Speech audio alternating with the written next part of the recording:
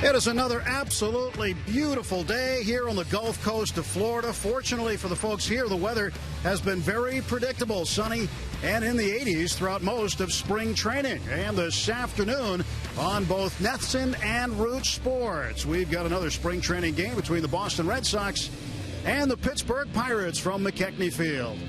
And hi again, everybody, along with John Wehner. I'm Tim Neverett. We have our friends from Boston with us, from Nesson, Don Orsillo and Jerry Remy. And again, the Red Sox are here for the second time. And I know, Don, the Sox fans are looking forward to seeing this young center fielder you have. Yeah, Rusney Castillo certainly made his presence felt immediately yesterday back in the lineup, Jerry. He had been set back for a while because of an abdominal strain, which kept him on the bench for the first spot of spring training. But yesterday made his Red Sox debut and hit a home run. And I guess a very long one, according to what they tell us this morning. So that's a good sign. Now, the question is he going to have enough time the remainder of spring training to get enough bats to be ready for opening day? And will opening day for him be in Pawtucket or at the major league level? But there's no question Castillo has major league talent. It's just a question of getting him ready in time.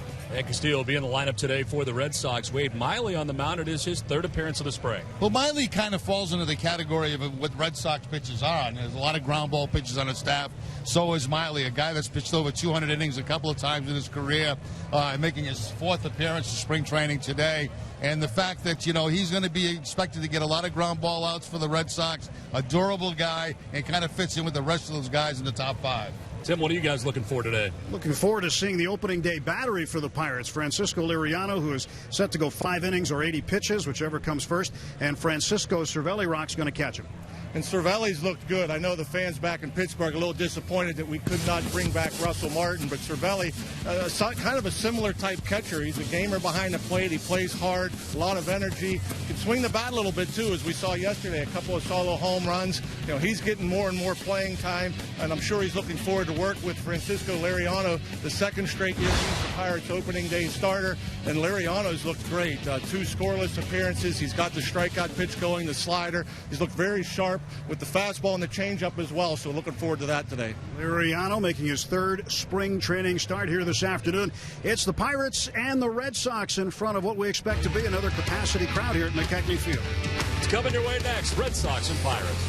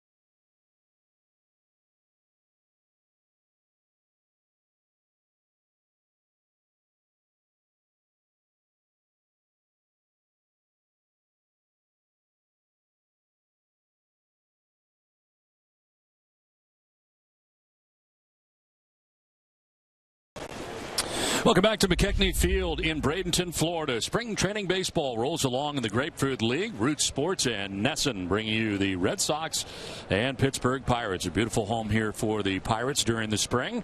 And a great day today as we welcome you inside the booth. Don Orsillo along with John Wehner and Jerry Remy here from McKechnie Field. And this ballpark has undergone a renovation in recent years, and they're expecting a huge crowd here today. Yeah, I've been selling out a lot of ball games here in Bradenton, and they've upgraded every year. It seems like the new clubhouse this year is beautiful, but with the deck. And the Pirates obviously being successful has certainly helped bring more fans down from Pittsburgh, enjoy the sun. The weather's been outstanding. The fans have come and watching a good brand of baseball nowadays, and so yeah, we sold out more than we've not. A sellout here the other day against the Tigers, breaking a record. They're expecting to do the same here again today. See a lot of standing room seats here at the ballpark as well, and crowd settling in on a warm day. And Jerry, today a chance for us to get another look at Wade Miley as we get to know Wade Miley. Yeah, we haven't seen that much of him. Only 3 appearances, and one of those against a college team. So Miley today hopefully will go 5 innings. The longest he's gone so far is 3 innings in a ball game so far this spring for the Red Sox. And we were talking prior to the ball game about Miley, and you were telling us how hot he can get as a pitcher. You saw that last year in the National League, and the Red Sox are certainly hoping he's going to be strong from the left side. And last year when he came into Pittsburgh, he had an outstanding start. And when he gets on and the commands there, he could sneak that fastball by and a good back foot breaking ball. And he got hot at the end, and I think you have a good one there. Well, the Pirates have taken the field, so let's check out the visiting Red Sox starting 9. Castillo leading it off in center field. Daniel Nava at first base, batting second. Alan Craig in left. McGarrett Cicchini the DH today in the cleanup spot. Jamal Weeks at third base. Humberto Quintero does the catching with Jackie Bradley Jr. in right field. It is Devin Marrero, the first-round draft choice for the Red Sox, at shortstop, batting 8th. And Jeff Bianchi at second base, bats 9th. On the mound today for the Pirates, Francisco Liriano. Yeah, the veteran Liriano back with the Bucks, signing a 3-year deal, 7-10, a 3.38 ERA last year, and you can see more strikeouts than innings pitched. He has the changeup and the slider that he gets guys to chase, and that slider wasn't always there for him a year ago, but this spring so far, he's got the old slider that is almost impossible to hit. Lots of swings and misses from Liriano. And the defense this afternoon for the Pirates, Sean Rodriguez is going to be at third base. Gustavo Nunez, the shortstop. Neil Walker at second. Corey Hart, the first baseman. Left to right, Corky Hernandez, Starling Marte, and Jose Tabata. Francisco Cervelli, former New York Yankee, doing the catching for Liriano. Umpiring crew today, TJ Rayburn has to play with John Hirschbeck at first base, Bill Welke at second base, and Will Little is the umpire at third. A beautiful day here, not a lot of clouds in the sky as the Red Sox and Pittsburgh Pirates ready to battle here today. Rusney Castillo started yesterday with a big home run for the Red Sox in his return after the oblique injury that kept him out. Back in the lineup and leading off for the Red Sox today as they try to gather him some at bats here quickly. First pitch of the ball game in there for strike 1. It's 10 games for Castillo last year, 333. A lot of winter ball action, a slow start to the spring with the injury, and he'll send it foul down the right field line out of play. Jerry, how many at bats and how long would it take him really to be ready? I mean, we're a little later here in spring training, March the 21st. Managers will tell you about 50 at bats for everybody, but I don't buy in that. I think a guy can be ready in 20, 25 at bats. I really do. I think your spring training's so long now, you have time to get hot, go into a slump, and get hot again. That's how long spring training is.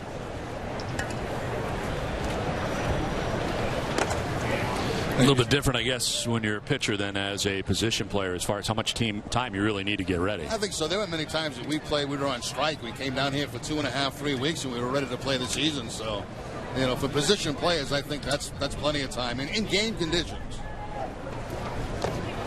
Steele, the swing and a miss, gets away from Cervelli, and he'll fire down to first for the out. So Liriano with a strikeout to begin the afternoon. The good changeup from Liriano, we see this a lot. You guys can know that the changeup's coming, and yet they still can't lay off it. They'll still chase it. It bounces in the dirt. I'd be surprised if there's another pitcher out there that gets as many swings and misses on pitches in the dirt than Liriano. So one down here in the first inning. Daniel Nava, the batter. Look at his numbers from a year ago, and so far during the spring, hitting at .292, 7 for 24 in the early going.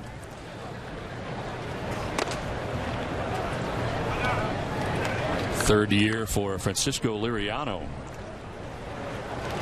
He was a 16-game winner in 2013 for the Pirates, 16-8. Nava up and in, and he gets hit. Head down to first base. Well, that's not unusual because Nava's always very late to move on pitches inside. He'll take a lot of pitches off the shoulder, off the elbow, and that time off the tricep, it looked like, and he'll make his way down to first base. 1 out, 1 on, and Alan Craig coming up. Now, this is a guy that you saw a lot of in the National League. Red Sox fans get to see him after the trade deadline last year, and obviously he was injured, and we didn't really get to see the real Alan Craig. But when he's going good, he's a pretty good player. Yeah, especially with runners in scoring position. I think it was just a couple of years ago he hit like 450 something with runners in scoring position throughout the season. A dangerous guy, middle lineup guy that he crushed the Pirates and a lot of other teams in the National League. And it's kind of odd how it's worked for the Cardinals, I think, over the years. When they trade guys or don't re-sign guys, they don't get the same production. It's almost like, I'm not saying Alan Craig's not going to be continue to be a run producer, but it seems with Craig, Freese, and even Pujols, who they weren't going to sign to that kind of money, they've all kind of declined once they left St. Louis. They've done a decent job of getting rid of guys or trading guys, moving guys on their downside, on their downswing. Craig with a swing and a foul tip. I know one thing, Craig is getting a lot of playing time this spring. He really is. He's making a lot of road trips, and you got to wonder if that's showcasing him to some other ball clubs that might be watching or trying to find a niche on this Red Sox team. We talk about it a lot. Red Sox have an abundance of outfielders and interest in a lot of those guys. Pitch missing high at 93 miles an hour. And what you saw with a lot of the Cardinals hitters, like Alan Craig, is a guy that really doesn't look for the ball in a lot, and so it keeps them on the soft stuff. They hit a lot of fastballs the opposite way, like a Pujols, like a Freese was like that, and only look to pull breaking balls. And whether or not teams have adjusted to that and have pounded them in more, I'm not sure, but for whatever reason, I don't know if it's a team philosophy, but they bring guys over in St. Louis, like a Matt Holliday, even Yadier Molina. I mean, they don't look to pull fastballs, and that keeps them on the soft stuff. And usually that's what pitchers go to with runners in scoring position. So they've always had a good offense without the power because they hit when runners are on base.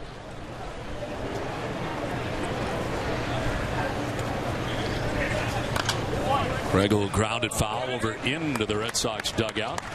Good at bat here for Craig so far. It had to be tough for him last year. I mean, coming back off ankle problems and then getting traded to a last place ball club and not performing well. And I imagine he couldn't wait for last season to be over and get after it again in 2015. Seemed to be a guy to be very surprised by the fact that he was traded at the time, and only knowing St. Louis. So bounce in, taken off for second is Nava. Throw is going to be close, and Nava will be out. Nice throw there from Francisco Cervelli, and a good sign for you there, John Wayner, and what's to come from Cervelli. Yeah, I mean, we saw Russell Martin for 2 years, and he was outstanding at just this, blocking balls, throwing guys out on the bases, and every report and everything we've seen from Francisco Cervelli, he's pretty similar in that respect. I don't know if he'll have the same pop times to second as a Russell Martin, but he's strong defensively, he's quick, and he's a gamer. He's one of those guys that wants to know his pitchers and play a solid defense. Ball 4, good at bat for Alan Craig, works the 2-out walk.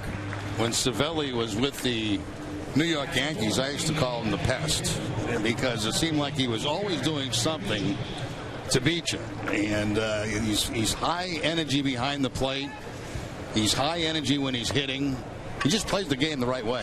Yeah, you could tell, you could see it, and getting to trying to get to know his new pitchers here in Pittsburgh. But the other thing I've heard, unfortunately for him, is he's had trouble staying healthy, and so we're hoping that he'll be able to catch the lion's share of the games this year. Garen Cecchini batting with 2 down. Craig at first base. Cecchini the DH. 10 for 30 so far during the spring. Getting a good long look here in spring training at Garen Cecchini. Making his major league debut last year.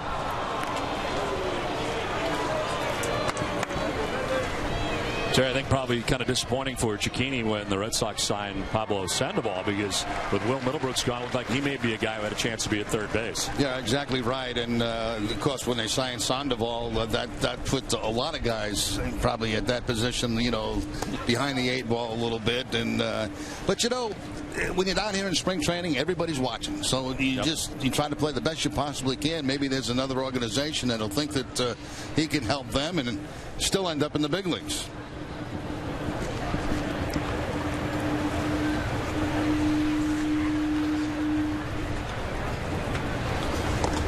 Swing and a miss. Liriano strikes out Cicchini. Red Sox strand the base runner. Done with half an inning. The Pirates are coming up.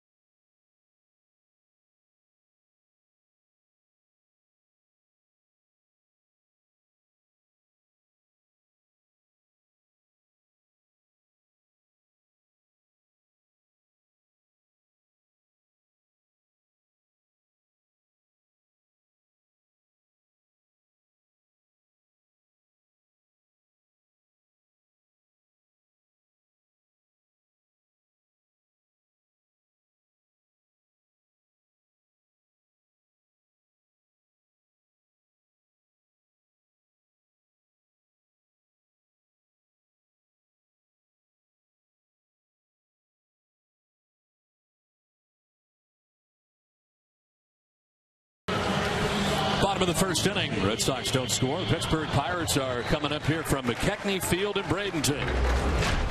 Jose Tabata in right field to lead it off with Neil Walker at second base. Starling Marte in center field. Corey Hart at first base with Francisco Cervelli doing the catching. Sean Rodriguez at third base. Gorkis Hernandez in left.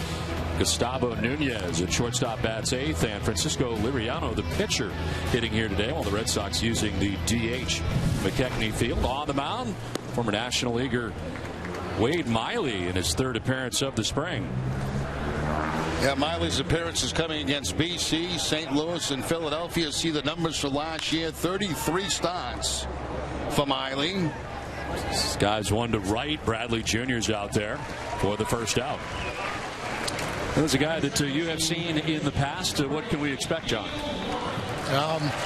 He's actually, for a guy that doesn't have a lot of velocity, he will throw the fastball. And again, he'll throw it up and down, in and out. Good hard slider. You get a lot of guys swinging over that. A lot of right-handed batters swinging over it as he throws it towards that back foot. Also mix in a change. Occasional curveball.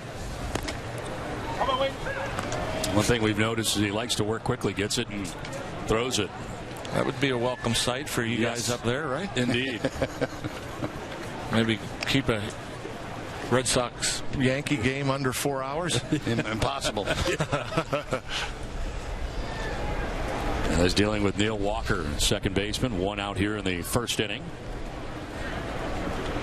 Working with Humberto Quintero today. This is to right, sending Bradley Jr. back for out number 2. Let's look at the Red Sox defense this afternoon. Jamal Weeks will be at third base. Devin Marrero, the shortstop. Jeff Bianchi at second. And Daniel Nava, the first baseman. In the outfield, Alan Craig, Rusney Castillo, Jackie Bradley Jr., and Humberto Quintero doing the catching for Wade Miley. 2 down for Starling Marte, the center fielder, who so far is 12 for 31 during the spring. Fouls it off himself. And Marte had such a struggle the first half of last year, and just caught fire after the All-Star break. Was probably the hottest Pirate hitter And he's got some pop. He has speed.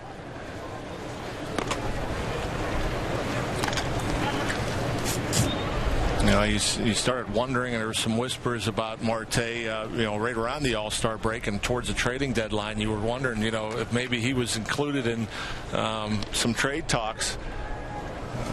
Boy, what a last couple of months he had.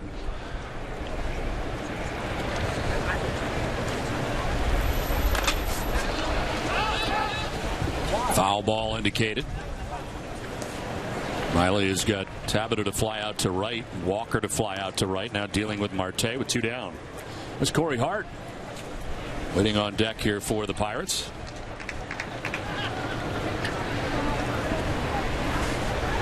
Breeze pretty hard here today from left to right across the outfield at McKechnie Field.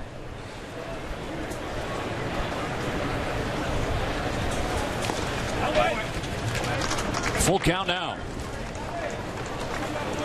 See the breeze. It's a beautiful day. Lots of sunshine and not many clouds above. On the ground foul. Do it again. 3-2. Yeah, the weather has been truly amazing. Almost 3 weeks down here, not a raindrop. It has been gorgeous, and as you guys know, it can get a little chilly here during the spring. You always have the wind, but that hasn't been the case so far this year. On the ground to first base, Daniel Nava will flip to the pitcher. Got to hurry up, and Miley wins the foot race to the bag. And Marte's retired. A 1-2-3 first inning. Scoreless after 1 from Bradenton, Florida.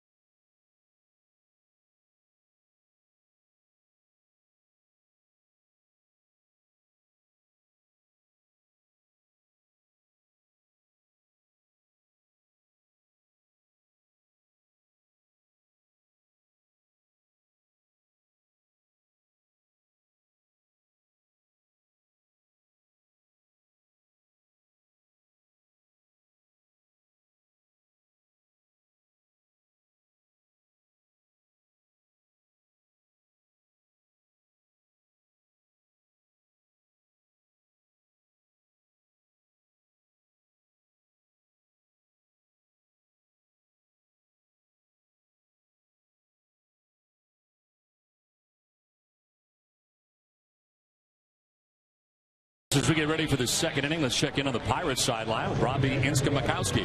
Well, Don, when you look at the route between Yankee Stadium and PNC Park, it's about 375 miles, but for recent Pirates catchers, it's a route they know pretty well. And when you look at the numbers, they're pretty astounding. When you look at Yankee games caught from the years 2011, 12, and 13, 88% of them were caught by Russell Martin, Francisco Cervelli, and Chris Stewart. Now, I asked Stewart if there was something to it. He said the value systems of both teams are very similar, as they put up a lot of value in the pitch framing and how a guy handles a staff. Neil Huntington told me that's how we evaluate catchers, and it's in a similar fashion, and as a result, they go after the same type of catcher. So basically, Don, Jerry, and John, it's both a coincidence and a similarity in philosophies. It was a fly ball to shallow left, sounded like a broken bat. And Hernandez there to make the catch for the first out. So Jamal Weeks, who's been getting a lot of time at third base for the Red Sox today, is out number 1 of the second inning. The catching situation here for the Pirates changing quite a bit, but pretty good pretty good catching that you're receiving each year. Yeah, and you know, and that's been kind of a weak spot for the Pirates before Russell Martin. I mean, guys, the teams would take liberties against the Pirates. Didn't have real strong defensive guys back there before Martin, and boy, did Martin change that in a hurry. We saw him when he was with the Dodgers. Knew he was with the Yankees, but I was surprised at how strong defensively he was. On the outside corner, Quintero didn't like it. And Clint Hurdle back here at the helm for the Pirates.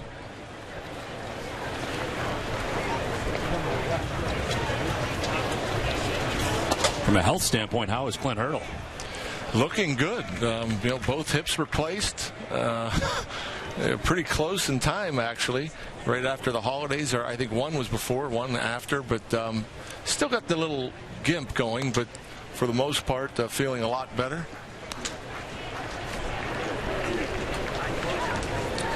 And Clint, I'm going to give him so much credit for the turnaround here, his attitude, the way he treats the players, the positive energy, all the things he does in the community.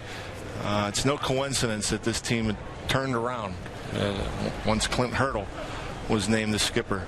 He's really changed the culture of the whole Pirate system since being here. West did the same with the Rockies, a team that lost to the Red Sox in those 7 World Series. Down the right field line out of play. That was an amazing story that year, winning 21 of their last 23 games to force a 1-game playoff with the Padres. Yeah, amazing. Incredible. Yeah, that was an amazing run. And, when he came in, he did his research, and he knew how much talent was in the system. And, with the new general manager, Neil Huntington, before Clint, he knew the philosophy, and, these guys were getting closer and closer to being big league ready. And in McCutchen's case, Andrew McCutchen's case was already established, and and you can't say enough either about Neil Huntington, the GM, and the job he has done bringing talent in, and it's still a talented team on this 25-man roster for the Pirates, and there's a lot more behind it. Quintero striking out, third K for Liriano, 2 down. And Liriano again, the changeup. The bottom just falling out of it. It looks so good. Almost looks belt high to the hitter as it's coming in and ends up down around the ankles. He's an incredible story. When he first came into the big league with the Twins, we got a chance to watch him. And well, you looked at him pitch the first couple of years and you said, man, this guy's going to be one great pitcher for a long time. And unfortunately got the injury bug and has really had to fight hard to get back to be a top-notch pitcher in baseball. Yeah, and you see the velocity still there. He's touched 95. He's consistently in the low 90s. This slider, lefties just can't hit it. The changeup again, and he'll pitch backwards at times too. It's 2-0. He'll throw you a changeup for a strike, or throw a slider in there for a strike. Then he gets ahead and he'll throw the fastball. So also knows how to pitch. Bradley getting a piece of it to stay alive. 0-2 to Jackie Bradley Jr. 8 for 27 so far during the spring. Hitting at 296 during the spring, as Devin Marrero waits on deck for Boston.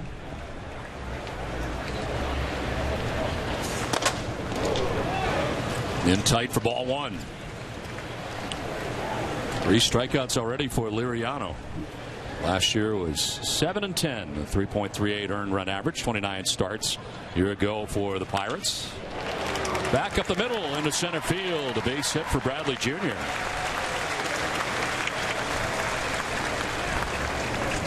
Well, after that fastball, it looks like he had him set up for the breaking ball down and away, but he couldn't get it away. It looked like it just stayed out over the plate, and Bradley Jr. able to take that ball up the middle for the base hit. Yep, he left it up, middle in, and you don't see that very often. Again, he gets so many swings and misses, and he's pretty good at burying that breaking ball, especially to the lefties.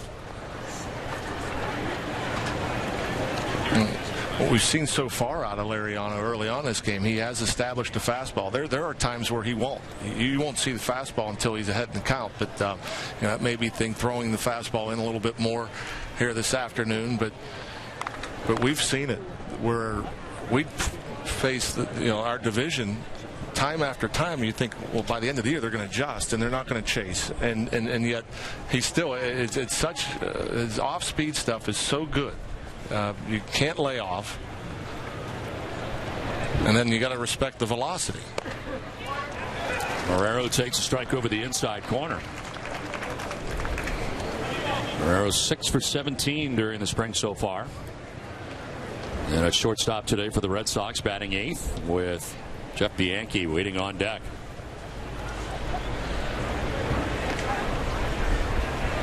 Red Sox 9-8 so far during the spring.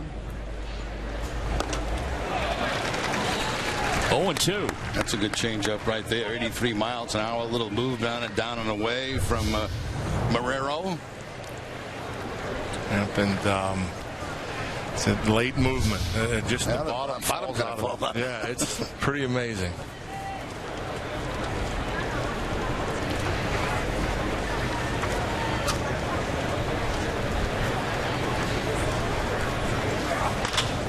Back to the mound. Liriano's got it. Goes to first to end the inning. Red Sox leave a base runner. Inning and a half done. No score from Bradenton.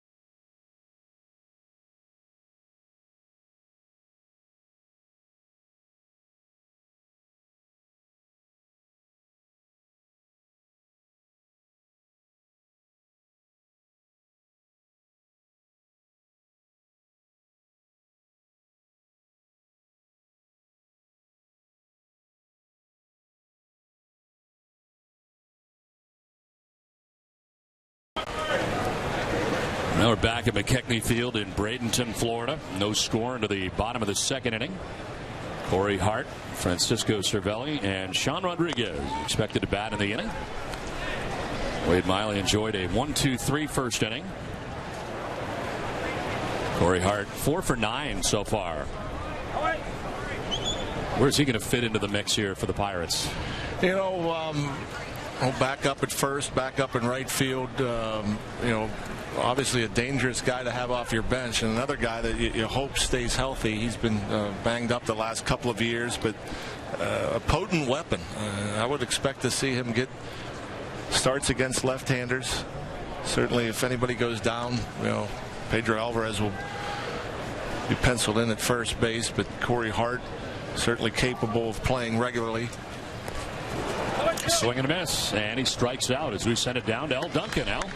I know, obviously, at least back in Boston, all eyes on injury watch. So I do have some updates for you, courtesy of John Farrell about 2 hours ago. Pitcher Joe Kelly, who is suffering from bicep soreness, was expected to start tomorrow against the Phillies. He will instead throw a bullpen session. Now, John Farrell was adamant that this is not a setback. It's simply a precaution. As far as Mike Napoli, who was a late scratch yesterday with ankle tightness, he will go tomorrow if everything goes as planned. And David Ortiz, who's been dealing with the flu, Farrell said that this was actually the first day he didn't feel extremely sick. He's expected to hit the cages tomorrow with a tentative return to game action next Thursday, and that would mean, Don, that's 10 days away from the field. Farrell says as far as concerns on plate appearances or field work at first base in preparation for Philly, he has absolutely no concerns.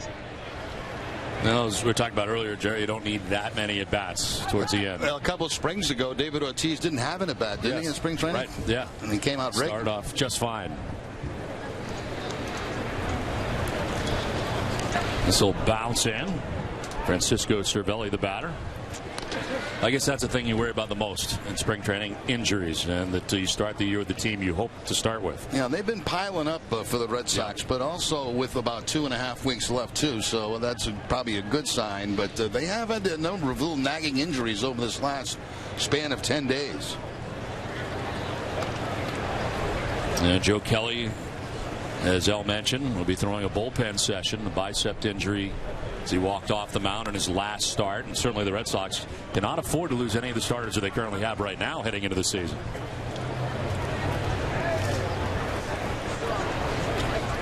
Pirates pretty much healthy all the way around. Chris Stewart will not start the season, but that may be the exception. It's ball 4 to Cervelli down to first base with 1 out. First base runner to reach against Wade Miley. Cervelli, it's another thing we've seen. He only has 20 or so plate appearances, but very patient again. And I think anytime I see a player come from the Red Sox or the Yankees, and that's why your games are so long. I mean, you had it's I guess organizations that have that philosophy of being patient, and Cervelli, it doesn't chase a whole lot. Sharply hit to third base. Jamal Weeks to second for 1, on to first for 2. Around the horn they go to complete the double play. We played 2 without a score. Tim Everett will be in the chair when we come back.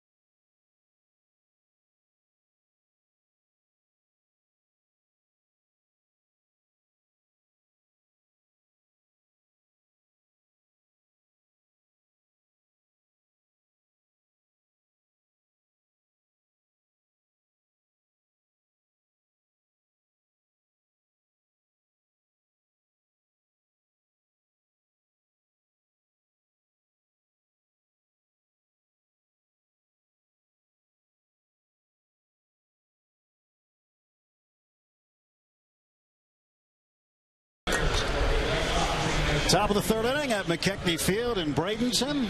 I'm glad you're with us today, no matter where you're watching. Good to see Jerry Remy again. Of course, John Wayner, I'm Tim Neverett. Don will be back a little later in the ball game. And right now, no score early on. Francisco Liriano looking pretty good.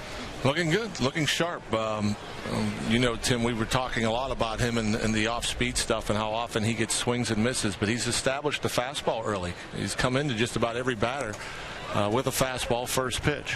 Facing Jeff Bianchi, former Milwaukee Brewer. Bianchi would come off the bench, occasionally start against the Pirates as a member of the Brewers. He's got a no-ball, 2-strike count on him. Bianchi 6 out of 20 this spring so far, 300 average, no homers, and 3 runs batted in for Boston. Fouls this one back. Well, not much to talk about so far in this ball game. One of those games that we see every once in a while. That's okay with us. I'm sure there'll be plenty as time goes on. Oh, yeah. Bianchi takes it outside for a ball, 1-2. At what point for you, Jared, during spring training, do you say, okay, now we're ready, let's go? Right now. Right now? Yeah, right now. Spring training is so long. We were talking about this a little bit earlier, and how many at-bats guys have to have, and of course stretching out pitches. That's what really spring training is all about. And, We talked about how long it's become, and it's not bad for guys to have some time off, especially mid-camp, early in camp. The Yankee hits this one in the air, a long way to right field. Tabata underneath it. Jose makes the catch, and there's one gone for the Red Sox in the top half of the third inning. And the players are starting to get in that mode, I think, too, where after almost 3 weeks of games that they're about ready to head north. It's interesting with the injuries you guys were mentioning about over on your side, like Andrew McCutchen hasn't been playing, but probably only needs a couple of dozen at bats before we head north, and so just taking it slow. And that's what's nice, I guess. The good thing about a long spring training is you do have time to get banged up, maybe feel a little bit better, get 100% healed up, and then still have a solid week of games before opening day. Castillo lines this one to center field, a sinking line drive, and he'll be in. Marte could not handle it. Rusney Castillo is aboard with one out. He's strong, huh? He has some pop and turns this fastball around. And I'm thinking Starling Marte may have got a little bit of a knuckleball.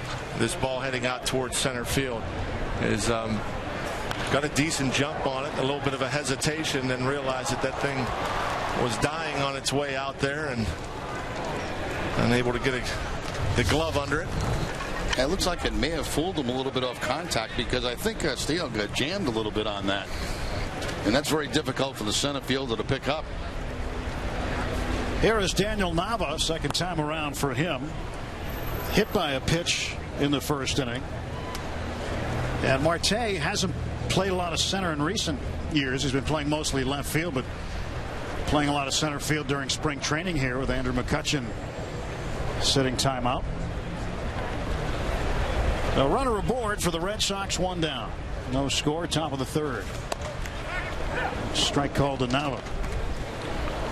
Castillo, certainly a person of interest for Boston. 7-year deal back in August. Cuban outfielder, and we're going to start seeing more and more Cuban players not only head this way, but a lot of them have taken the opportunity to play professionally in Japan too. They've looked at that as an option as well as the major leagues, as the restrictions have loosened in Cuba. Although I do believe that they've got to leave some money on the table in order to get out. Cuban government gets some. Yeah. Liriano looking over at Rusney Castillo at first base. Nava took a pretty good looking pitch there for a ball. And Liriano, as he expects to get swings and a slider this good. Starts it pretty much down the middle of the plate. That late break, perhaps a bit down, perhaps a bit low. Castillo's got good speed at first base, but Liriano really doesn't give you much to work with. Not a high leg kick at all. Nava takes a strike, throw down to first, and Castillo back in time. 2-2 the count to Daniel Nava.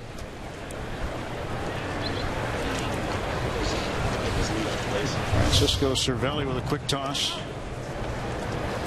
There's the lead right there by Castillo at first base, but you can see Liriano pretty quick to home plate, so not the easiest left-hander to run on. Yeah, especially, you can't go right away unless you're going on first move, which is basically just a guessing game. You got to make sure he's going to the plate before you break. 2-2. Count is full to Daniel Nava.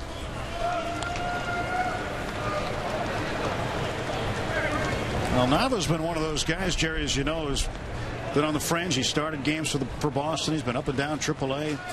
Had a great start to his Red Sox career. First hit was a grand slam and a few years back, but he's just one of those guys who hopes to contribute.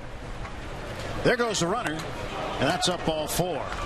Now Boston with runners at first and second. One time you were talking about Nava, and he's a guy that he's very valuable in many ways because he can play so many different positions, all outfield positions. He can play some first base. He has given up switch hitting this spring. He is strictly a left-handed hitter right now for the time being, because he did have his struggles from the right side of the plate. So a very valuable guy in the club.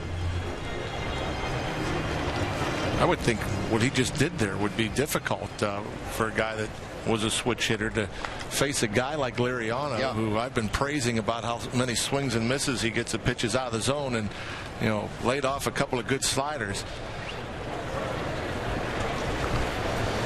Alan Craig. Pirates saw plenty of him when he was with the Cardinals.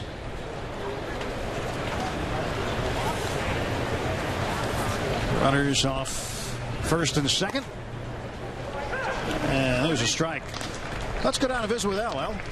Jerry was just talking about switch hitting capabilities with Daniel Nava. John Farrell actually said just a couple of hours ago that Shane Victorino will not switch hit. He will hit exclusively from the right side, he says, because simply when he hits from the left, he feels tightness. It causes soreness.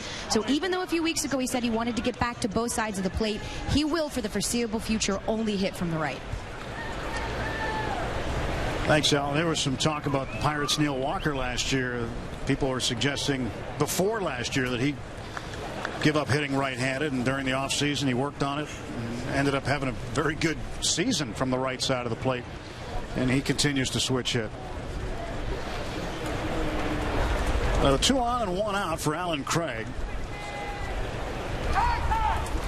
I think it would be much more difficult for a switch hitter to go just right-handed like Victorino, because the majority of the time you're going to face right-handed pitching, and it's got to be so strange for a switch hitter to all of a sudden see the breaking ball going away from you instead of coming into you. And Neil Walker, he never thought about giving it up. He knew he can hit from both sides. Right side is his natural side.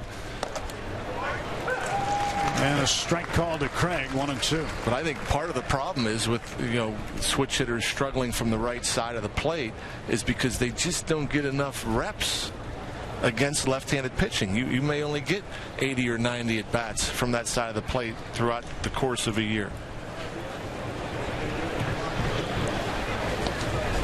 Liriano pitching to Alan Craig. 2 on, 1 out. And Craig down on strikes. And that's that tight, hard slider from Liriano. It starts out, it looks like it's in the zone, looks like the fastball, and by the time you realize the spin, see the spin, it's too late. You've already committed. They could see about halfway through that swing, Craig wanted to hold up, but certainly too late, and that's being fooled by a very good breaking ball, hard breaking ball down and in. Garen Cecchini will be the hitter now for the Red Sox. Castillo at second base, Nava down at first. 2 men out from foul back. Who are some of the guys you remember facing who had good sliders that very, very difficult to hit? Well, for me, Ron Guidry of the Yankees when he was in his prime. Pretty nasty slider, and lefty against lefty, for me it was no chance. Yeah, I felt that way against like Greg's John Smoltz, David Cohn, 2 of the better sliders you'll see from the right side.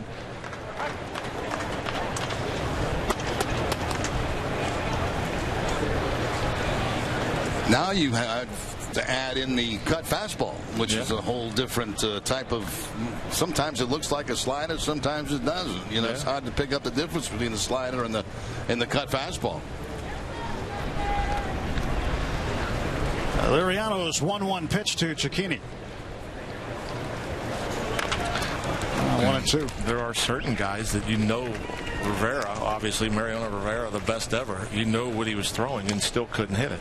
Our closer, Mark Melanson, has a great cut fastball, and most hitters know that they're going to see it and still can't barrel it up. Red Sox fans everywhere, aren't there? Draw well here at McKechnie Field. Spring training, of course, draw exceptionally well at JetBlue Park. 1-2. Blocked by Cervelli. Well, Red Sox fans travel well because they all want to get out of the bad weather that we've had in Boston. Don't blame them. Don't blame them one bit. In February, just horrible. I mean, it was fantastic until that time, and then as soon as February hit, it was a storm every other day. It was just terrible. And they're getting more snow today, from what I understand. Yes. Yeah. Well, the good thing about it is you won't probably have to cut grass till June. Yeah. I mean, they probably won't see grass out there at Fenway Park until when? I mean, is it going to melt? I don't know. It's slowly melting now. 2-2's up. I remember the blizzard of '78. Remember the blizzard of '78? Yeah. I was a kid growing up in New Hampshire, and that was amazing because we had to go to school on Saturdays to make up for days that we missed during the week. But this year, the snow in New England was worse than that. Well, the blizzard in '78 all came at once. 3-2, and Cicchini strikes out, leaving 2 men aboard. No runs, a hit, 2 left. We'll go to the bottom of the third. No score in Bradenton, Florida.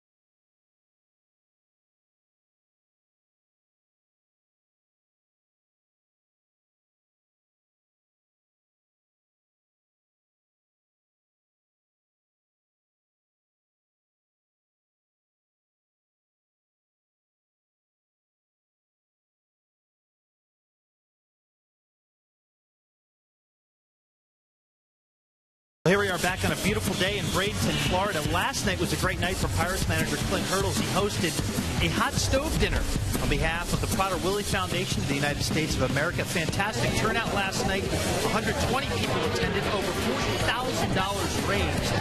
Clint Hurdles was happy to field questions.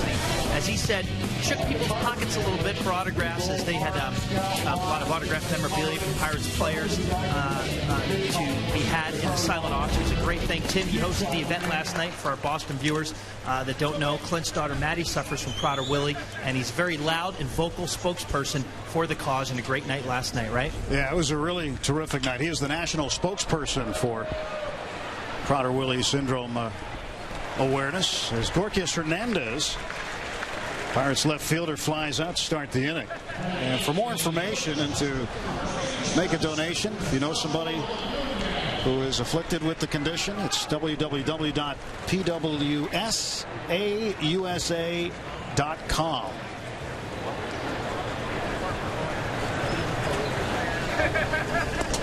Gustavo Nunez looks at strike one. Nunez playing shortstop today. He's played some second base in spring training. Middle infielder. 3-0-1 here in the spring. 0-1 pitch. Now he's in for a strike, 0-2. Well, the bottom part of the Pirates order facing Wade Miley in the bottom of the third inning.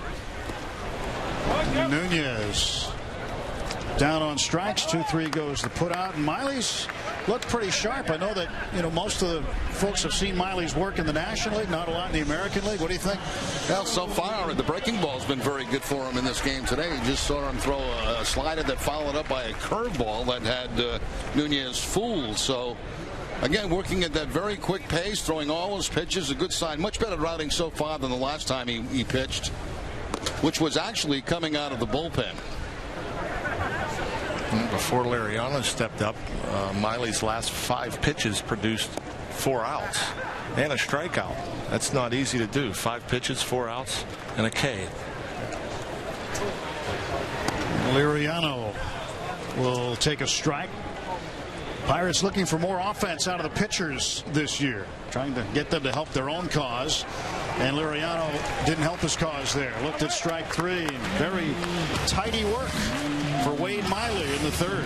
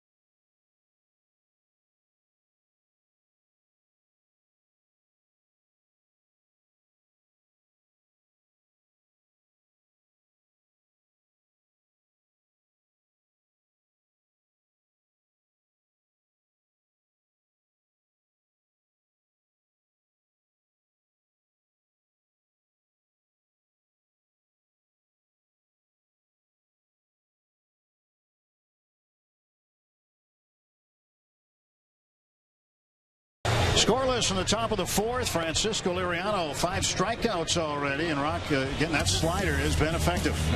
Mid-season form, he's established the fastball. It's been up to 95, but he's been getting the strikeout on the secondary pitches. A good changeup there. There's the good slider. We've seen this for 2 years now from Liriano. He cannot get these guys cannot hold up on the slider or the changeup. So many swings and misses.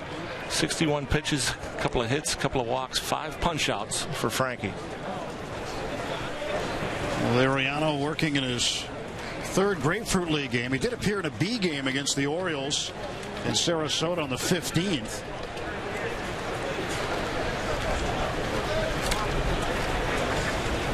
But his side work has been very good. Out on the game mound, getting prepared for an opening day start in Cincinnati. Facing Jamal Weeks. Saw a lot of Jamal's brother Ricky over the years in Milwaukee. Here's the 0-1 to Weeks. He's behind 0-2. Frankie popping the glove of Francisco Cervelli. And on deck, Humberto Quintero. 0-2 to Weeks. Cervelli, the 2 Franciscos, Cervelli and Liriano, couldn't agree to what pitch to throw, and this is invaluable, I think, for Cervelli. Working along with all the Pirates pitchers and getting used to the way they want to pitch, what they want to throw in certain counts. Obviously, the more they'll work together, the greater the chemistry will be. And Cervelli had to travel yesterday to Fort Myers in a split squad game against the Twins, and with Liriano starting today, probably that's why he's here today, getting work with Liriano, getting accustomed to him. Even in an early spring training, the catcher doesn't get work with the starting pitcher for very long. He's not in there very long, a couple of innings. But now they're starting to get stretched out a little bit and obviously get a chance to work a little bit more closely with him. It's also been reported Cervelli, wanting to get to know his pitchers better. It takes them out to dinner, sits and chats. I'm sure he's gone over scouting reports and has watched some video of all his pitchers. But until you're back there and you're in those game situations, and you're catching them multiple times, multiple games, I think the more you do that, the more you realize what pitches they want to go to in certain counts. That's up high and away. 2-2 to Jamel Weeks. Plus, Boston fans may like Cervelli a little more now that he's not wearing a Yankee uniform. That's what we were talking about earlier. We used to call him the pest. It seemed like every time you turn your head, he was doing something that was aggravating the Red Sox. 2-2 in the air to shallow left field. And Hernandez had broken back originally and then able to get under it for the out. So one gone for Boston in the 4th inning. And nice to have that speed. The Pirates have a ton of speed in the outfield. Corquis Hernandez, a solid, above average center fielder. Plays more there than he does on the corners, but he broke back, maybe took 3 steps back before stopping and charging in, and still gets to the ball easily. Humberto Quintero with a strike. Quintero struck out swinging in the 2nd. Likes to take the ball the other way. Veteran catcher, has been around a while. Yeah, mostly as a backup. The Pirates have always seemed to run into him, and he gets a start and ends up hitting, gets you 2 or 3 hits the opposite way, but routine grounder here. Neil Walker will throw him out. 2 gone quickly in the 4th.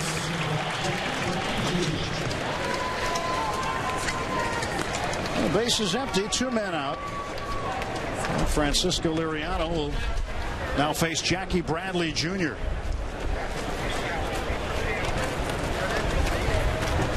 Jackie in the game in right field today with Rusney Castillo starting in center. And the pitch to Bradley. That is outside for ball 1. That's going to be interesting to see how this outfield shakes out for the Boston Red Sox, because they have so many guys that are vying for very few spots. You got Mookie Betts, who's had an excellent spring and played a terrific center field. Jackie Bradley Jr., who's a tremendous defensive center fielder, one of the best that I've seen. Shane Victorino, Alan Craig, Daniel Nava. Just a lot of outfielders. What was it, 2 spring trainings ago that Bradley Jr. had a great spring, and they were wondering whether he was ready. They take him north, and he was like the talk of the camp. Right. But really just hasn't figured it out with the bat, huh? Well, he just got off bad last year, and he just was not able to make adjustments that were successful for him. He was, a lot of fly ball outs to the outfield, pulling a lot of outside pitches towards second base, and you're not really driving the ball to the opposite field. Full count on Bradley. And he kind of got buried, early in the season. And as a young kid, that's a tough thing to kind of fight your way out of. Chili Davis, the new Red Sox hitting coach this year, obviously focusing on Bradley. But I'll tell you, as far as guys defensively playing center field, it's hard to find one better. Yeah.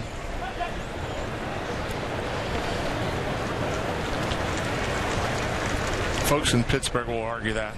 Yeah. And they should. Pitch count getting up there for Liriano. He's almost near his 80 pitch limit today. And he walks Bradley with 2 men out. 77 pitches for Liriano. The script for him was 5 innings or 80 pitches. And the Pirates do have some activity in the bullpen going behind them. And now Frankie will get a visit from Jim Benedict, who will come out. Ray Searage not been making too many trips to the mound. He's got a calf and Achilles problem that has limited his visits. So Jim Benedict will go out. Euclides Rojas will go out as well. But Jim Benedict making this visit for the Pirates. And just buying time for that bullpen. But hoping that Liriano can finish his 4th inning of work.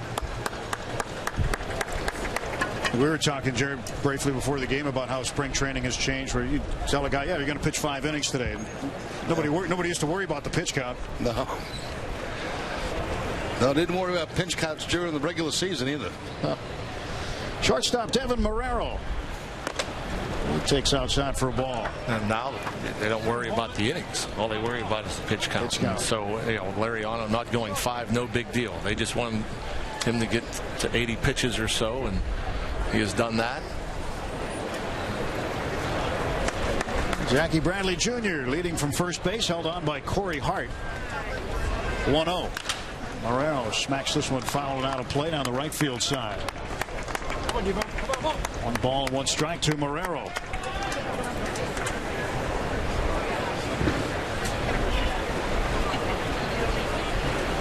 Bianchi waiting on deck. Bianchi, pretty serviceable infielder off the bench.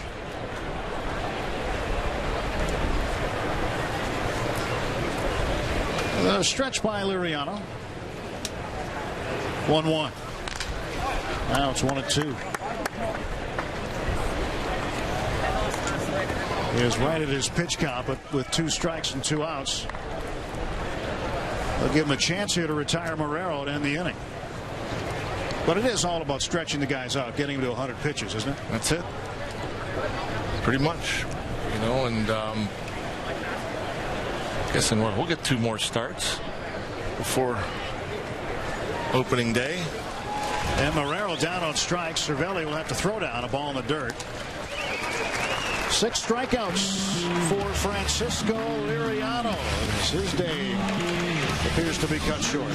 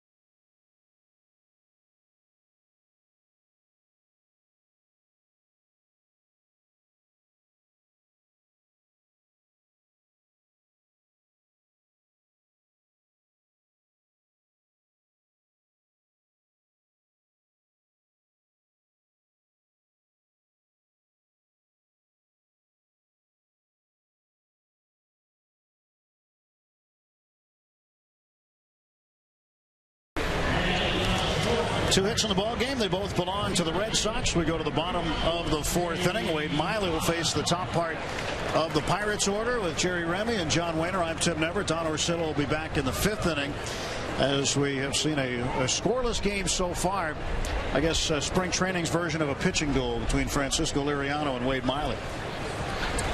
Excellent pitching in this game from both guys. Liriano with his trademark slider and changeup doing a very good job, and Miley, the best performance that he's had in a Red Sox uniform so far this spring. I'm going to guess that Miley is not going to get to his pitch count. He might have to finish up down in the bullpen because he's been very efficient. Yes. Just at 35 pitches. 0-2 to Jose Tabata. Takes inside 1-2. Jose on Wednesday night in a game against the Tigers had to leave the game. Fouled the ball off his left foot, had to be carted off the field, but was able to play yesterday down at Fort Myers and in the starting lineup here today. A non-roster invite this season.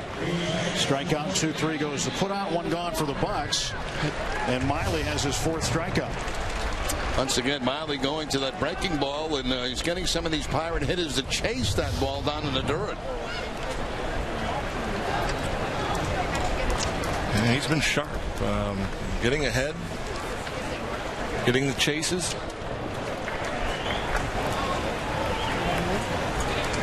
Neil Walker fouls it off. 0-1 to Neil. Pretty good spring so far for Walker. 8 out of 23, flat out to right field in the 1st inning. Hitting .364 coming into this game today. And in the air to left center, shallow.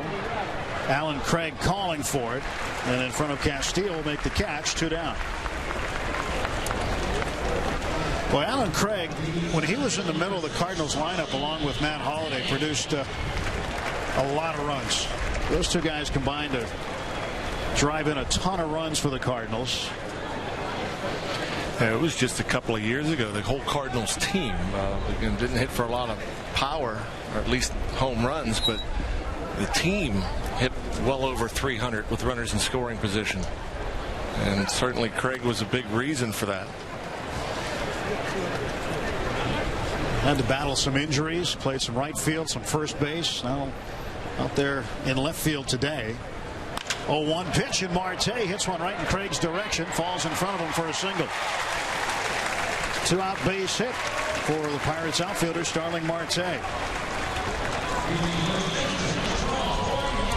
Short and quick, and then Marte last year after the break had made some adjustments to get that front foot down early. You saw that foot was down before Miley released the ball. Just picks up the heel, puts it back down, the fastball in. Marte in a very strong position early. Turns on it. First Pirate hit. Throw to first, and Marte just gets back. And Miley has a very good move, and we've seen that a number of times this spring. He's been called for a balk once, but it's a very, very tough move to pick up.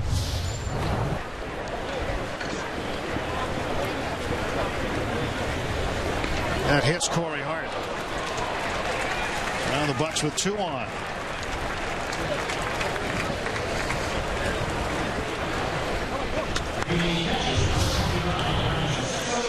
And trying to go in with the fastball. Corey Hart fairly close to the plate.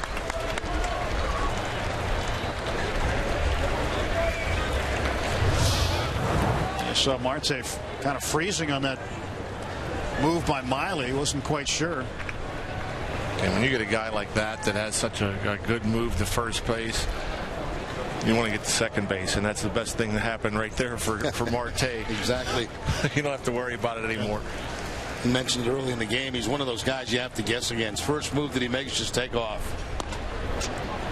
Strike call to Cervelli. And if you're not going to take off, your mind got to be, I'm going one way, and that's back to the bag. I mean, one-way lead, right back to the bag.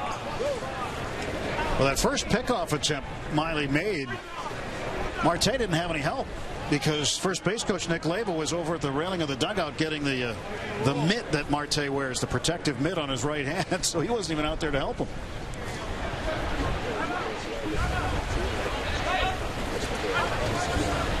So at the plate, home plate umpire DJ Rayburn conversing with Clint Hurdle. And it's not necessarily a friendly conversation, as Rayburn told Cervelli to get back in the box. Cervelli might not have liked that call on the last pitch.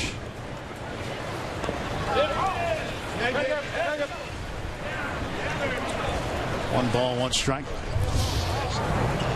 Let's see this pitch that Cervelli might not have liked the call on.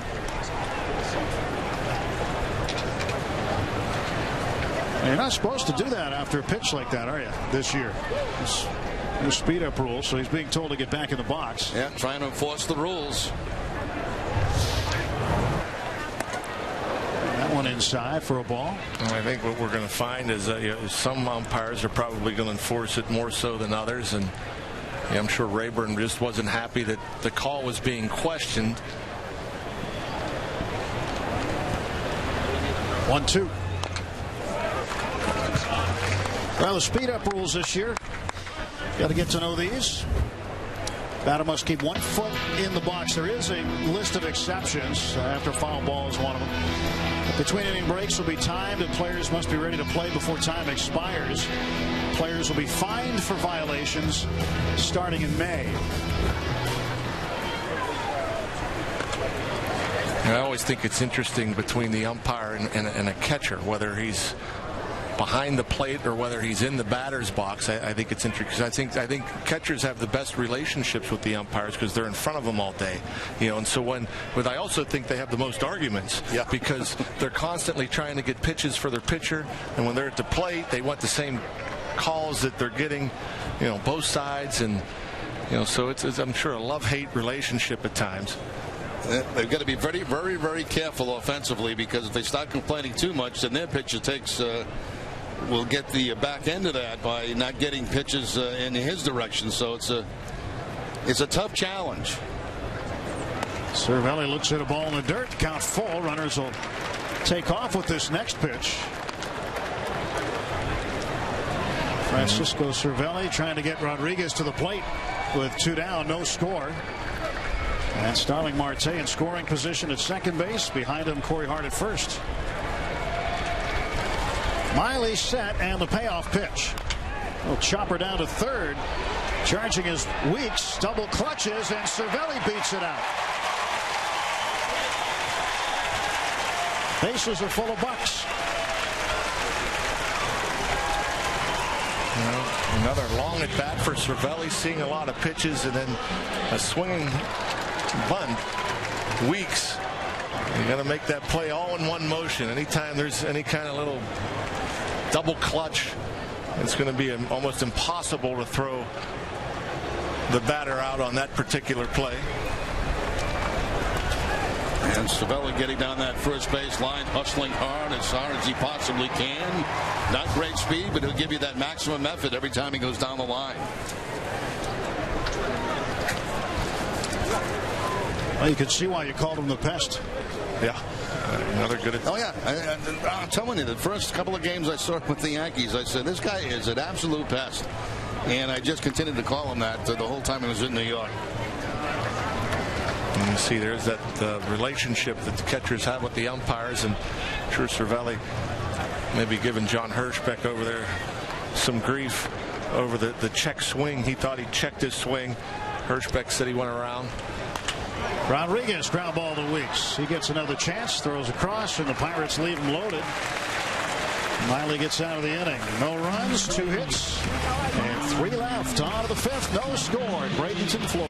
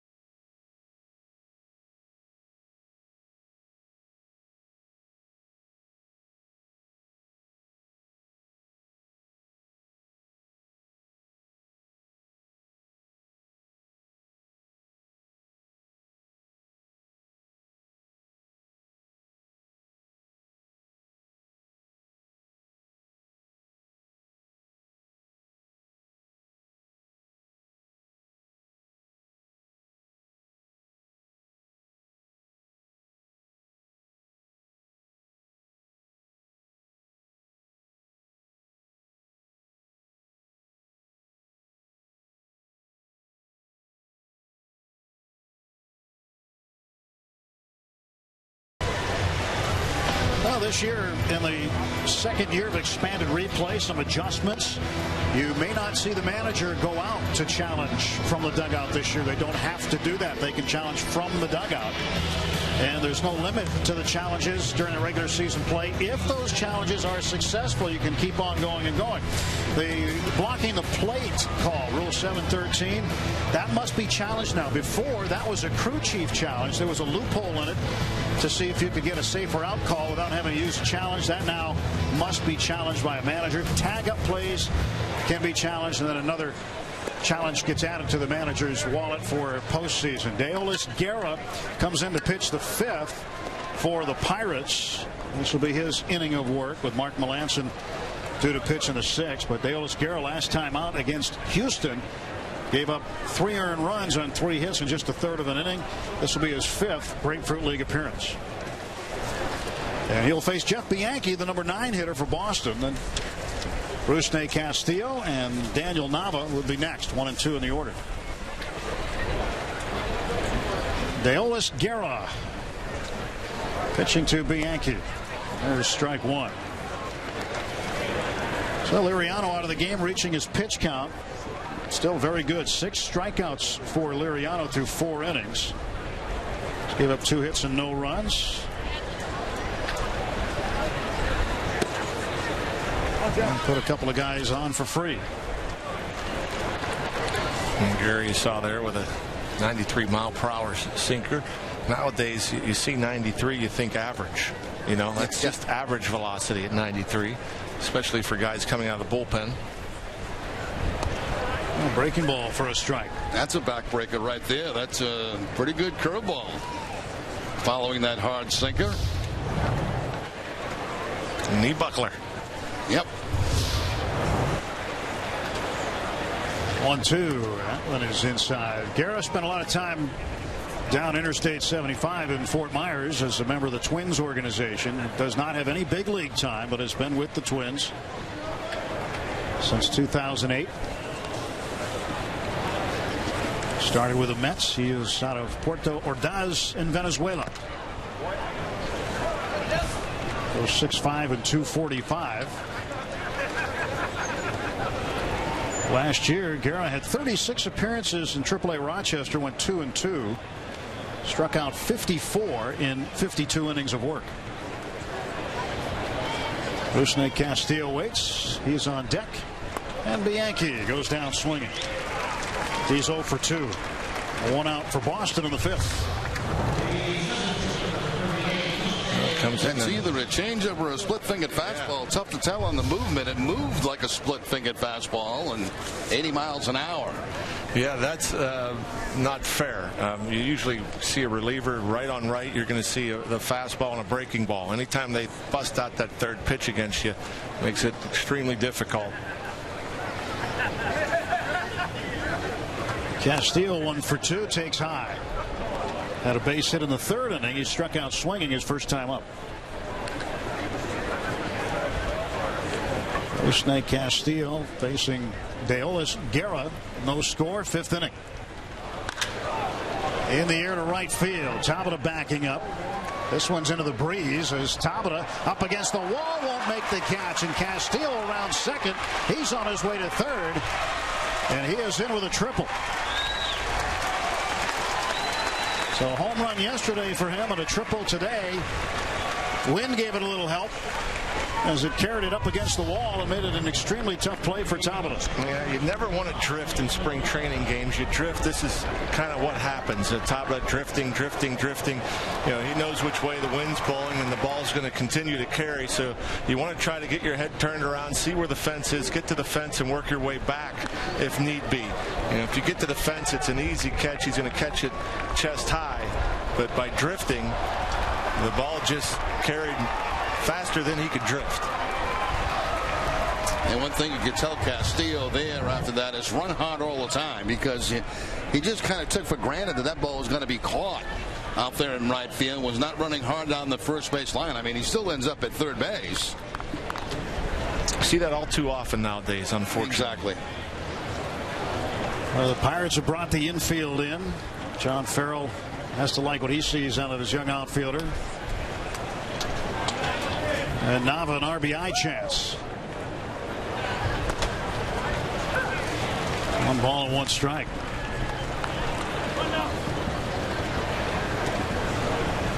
Two plate appearances, no at bats for Daniel Nava.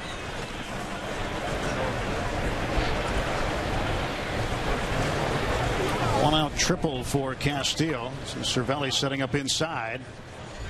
Right where it goes, into the glove of Corey Hart. Glove save and a beauty.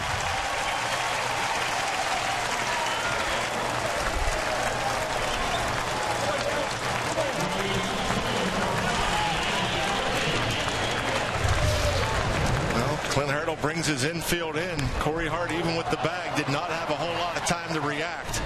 A bullet, a line drive, and good thing Corey Hart, tall and lanky, just enough length. So 2 men out. And Alan Craig, the batter. You mentioned earlier, Rock, that when Craig was in that Cardinal lineup, they, as a team, hit over 300 with runners in scoring position. And Craig was one of those guys who hit over 300 with 2 outs and runners in scoring position. I don't remember where he ended up at the end of the year, but for most of the year, he was above 450 with runners in scoring position. It was crazy. 0-1 coming to Craig from Guerra. And he does it again. 1-0 Boston. Rusney Castillo comes in to score. 2-out RBI single for Alan Craig. Well, right on cue, just what you guys were talking about, his ability to drive in runs, and especially with 2 outs in the inning. His little line drive, soft line drive up over the head of Nunez, the shortstop, and Craig picks up the RBI and gives the Red Sox a 1-0 lead in this one. Yeah, a fastball, a sinking fastball that was in the inside part of the plate, and that's what we've seen him do for years, Jerry. It just pull the hands in. Don't try to pull it. You try to pull that pitch, good chance you hit a ground ball to the left side. Try to go up the middle with it. You hit the soft liner. He was talking the other day about his approach to hitting, and is exactly what you're talking about. You know, hands inside the baseball, and he feels that when he's at his best, he's driving the ball hard the other way. Cicchini out front. He's behind now on the count, 0-2. By the way, somebody less lazy than me looked up the numbers for Craig as he hit with runners in scoring position in 2013. 454. That's not, that'll do. The entire season, 454. It's ridiculous.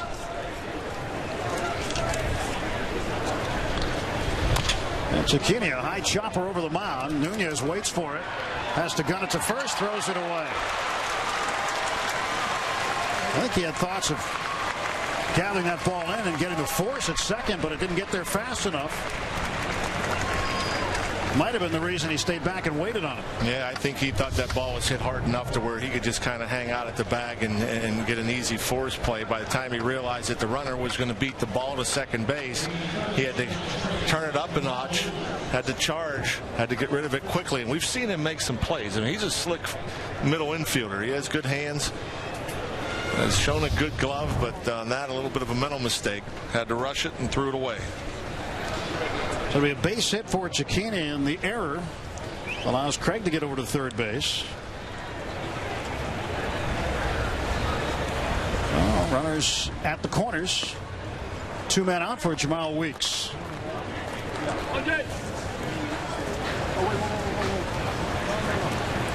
Weeks is 0 for 2. Twice he has flied out to Gorkis Hernandez in left field.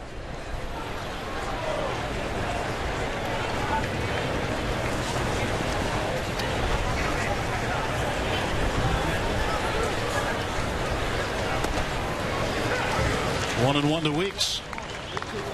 You could tell he has confidence in that changeup. Yeah, throwing a lot of them. Yeah, and throwing them for strikes.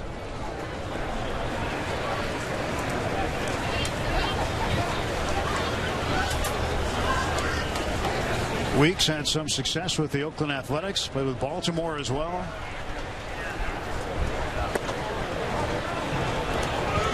Two and 1.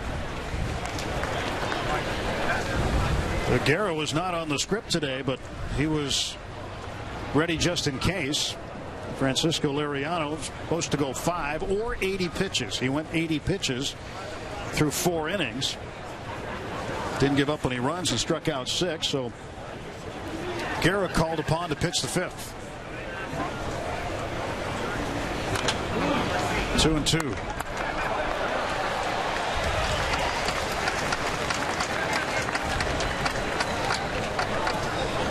Other pitchers the Pirates will use today: Mark Melanson, the closer, and 2 of the setup guys. Tony Watson, like Melanson, an all-star last year, and left-hander Antonio Bastardo, who came over from the Phillies. Matt Barnes has been warming up for Boston in the bullpen, a right-hander. 2-2 off the end of the bat foul. Heath Hembry, Dana Evelyn, Robbie Ross Jr., And Dahlia Hinojosa also expected to pitch for Boston today.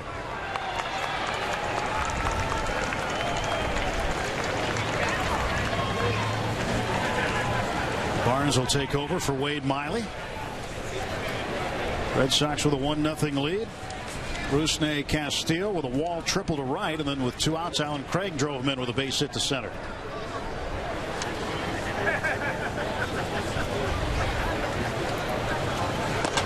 On the inside corner, got him.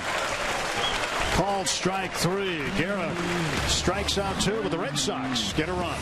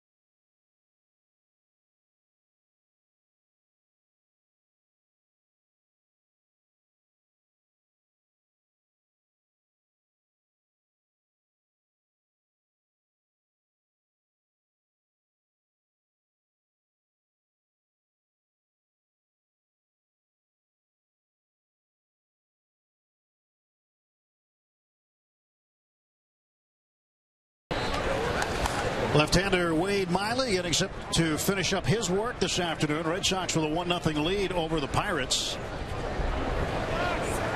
And Gorkis Hernandez, first ball swinging, grounds it to Marrero at short. 1 pitch and 1 away in the Pirates' half of the 5th inning. Glad you're watching Grapefruit League baseball today on Root Sports in Pittsburgh and Nesson throughout New England. Don Orsillo will rejoin you in the 6th inning. With Jerry Remy and John Wayner, I'm Tim Neverett. And that pitch outside to Gustavo Nunez.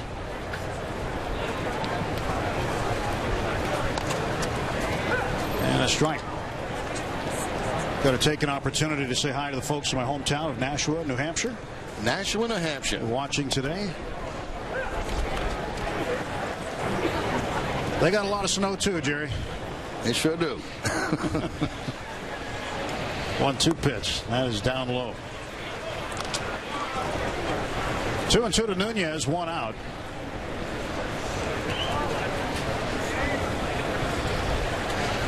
That's outside. Well, Robbie Ince-Makowski standing by with today's starting pitcher, Francisco Liriano. Yeah, Frankie, how do you feel just for where you are as you head to get yourself ready for spring training, finish the game, and head out to the agility fields to do your workouts? Where are you physically? I feel great. Great. It's good so far. So good. So just just trying to get myself ready for opening day, and just trying to work on my fastball, come in, and everything feels great. 2 years in a row named the opening day starter for the Pirates. What does that mean to you? It means a lot to me, but just very excited, just looking forward for opening day and trying to do everything I can, and just go out there and have fun, and not trying to do too much, just go out there and have fun, and hopefully we can do that. In the past, when you would have a couple bad starts or one bad start, it would snowball into something huge. You've been able to put a stop to that. What is different in your career now as opposed to earlier? Just when I make a bad pitch or things not going the way I wanted to, just trying to calm down, trying to keep my composure, and just trying to make some pitches and execute pitches, and let the rest happen. And just I gotta get hit, somehow, some way, someday, and just trying to keep my composure, and I try to withdraw. You had a slow start last year. How do you avoid that this season?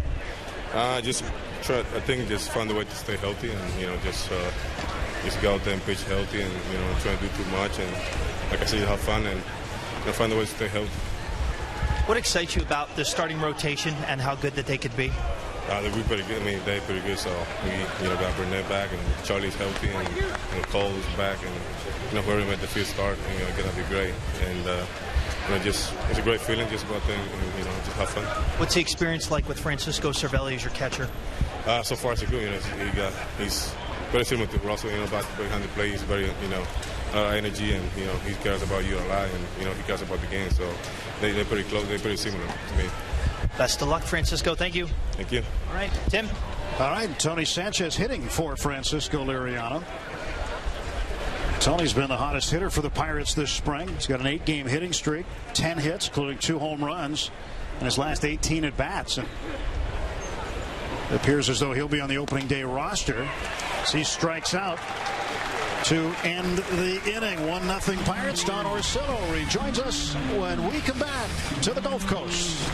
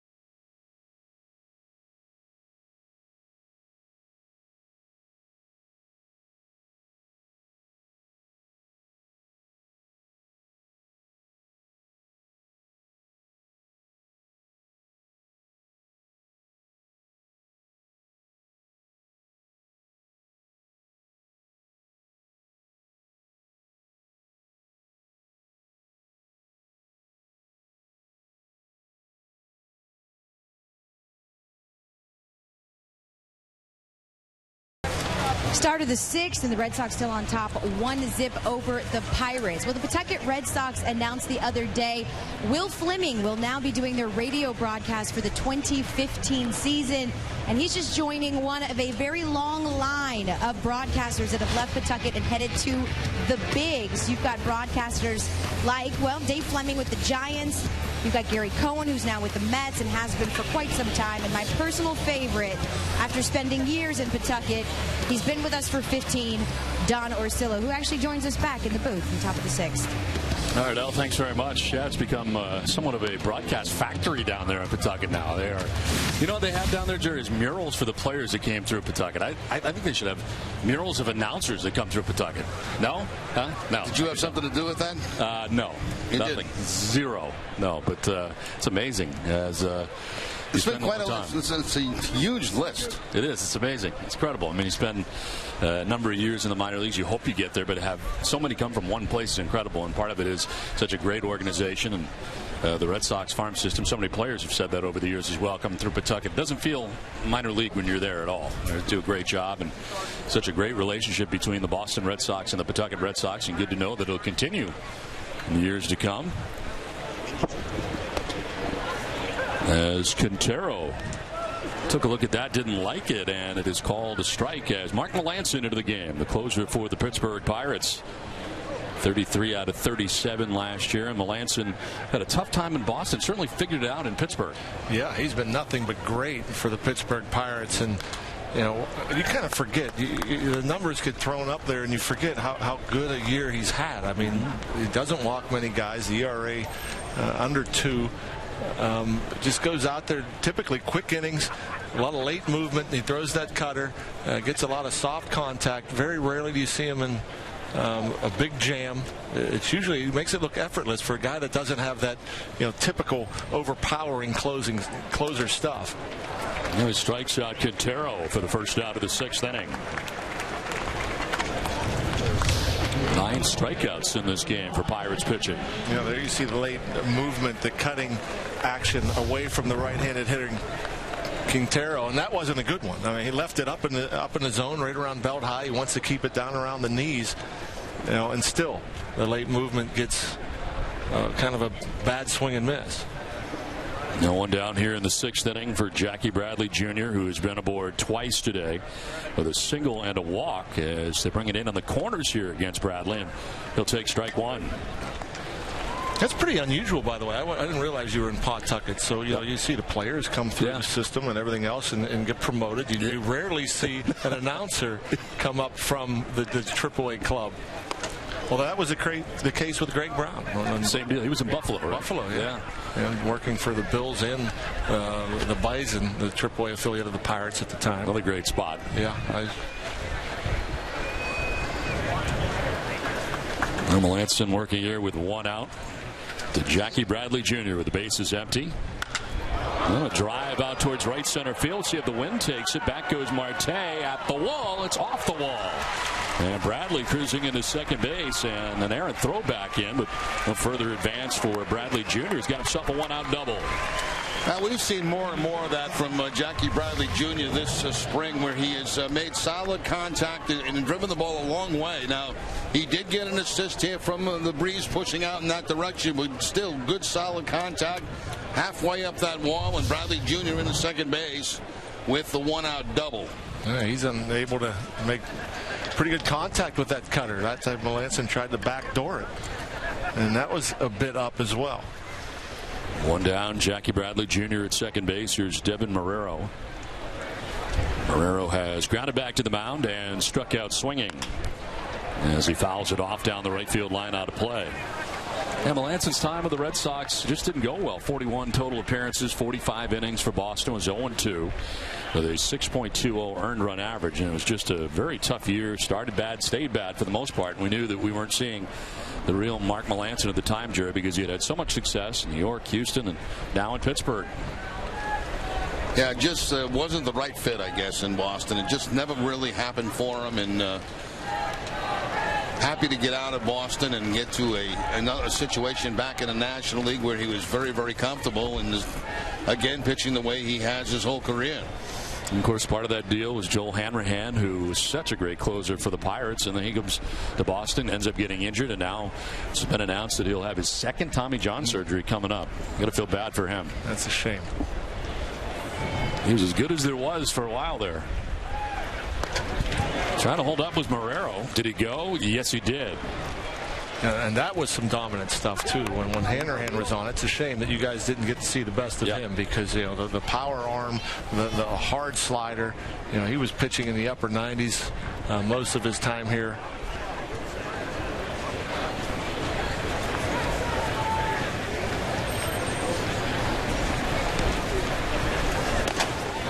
I think it's tough as when you're a reliever too. I mean, especially most of the guys nowadays only go an inning, and you go out there, and if you give up a 5 spot and you don't get anybody out, or you only get 1 out, that ERA balloons, and it could be a little bit misleading. And especially if you do it early, and then you have you look up at your stats and maybe add a little more pressure. Part of that deal did work out for the Red Sox. Of course, part of the acquisition included Brock Holt, who's become a great utility player, an amazing utility player in that regard, that he has played virtually everywhere for the Red Sox in the last year plus. And he's a little gamer, and he plays it the right way.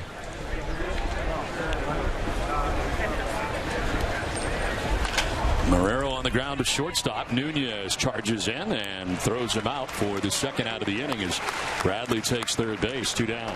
John, we're talking about Brock Holt, and of course, you saw him with the Pirates, and it was amazing last year how he was able to switch positions with ease. I mean, he went from the infield to the outfield, back to the infield, and every place that they put him, whether it be center field, left field, right field, second base, third base, he looked like he played there his whole career.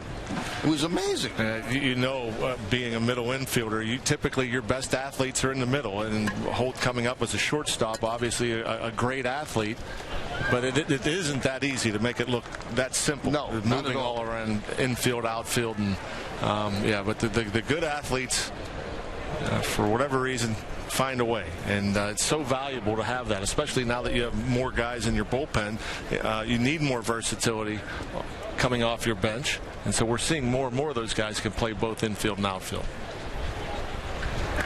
The Yankee on a ground ball. It's got a lot of English on it. Covering is Melanson for the out that ends the inning. Red Sox lead Bradley at third base. Boston on top 1-0.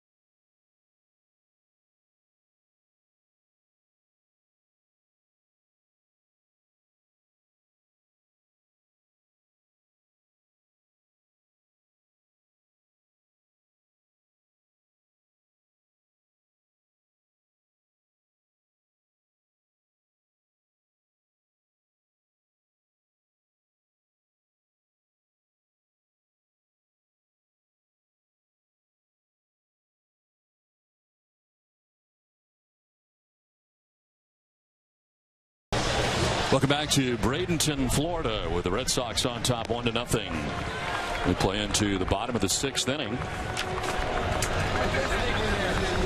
And a pitching change for the Red Sox after 5 very good innings today by Wade Miley. Outstanding effort. New pitcher for the Red Sox, Matt Barnes. A tall right-hander into the game. 24-year-old from Danbury, Connecticut. Look at his numbers last season. 23 starts for the Pawtucket Red Sox. The 3.95 earned run average was 8-9 last year for the Paw Sox, but appearing in 5 games with Boston at the end of the year. Defensive change as well for the Red Sox here in the inning as Quentin Berry taking over in center field. That's a day for Rusney Castillo.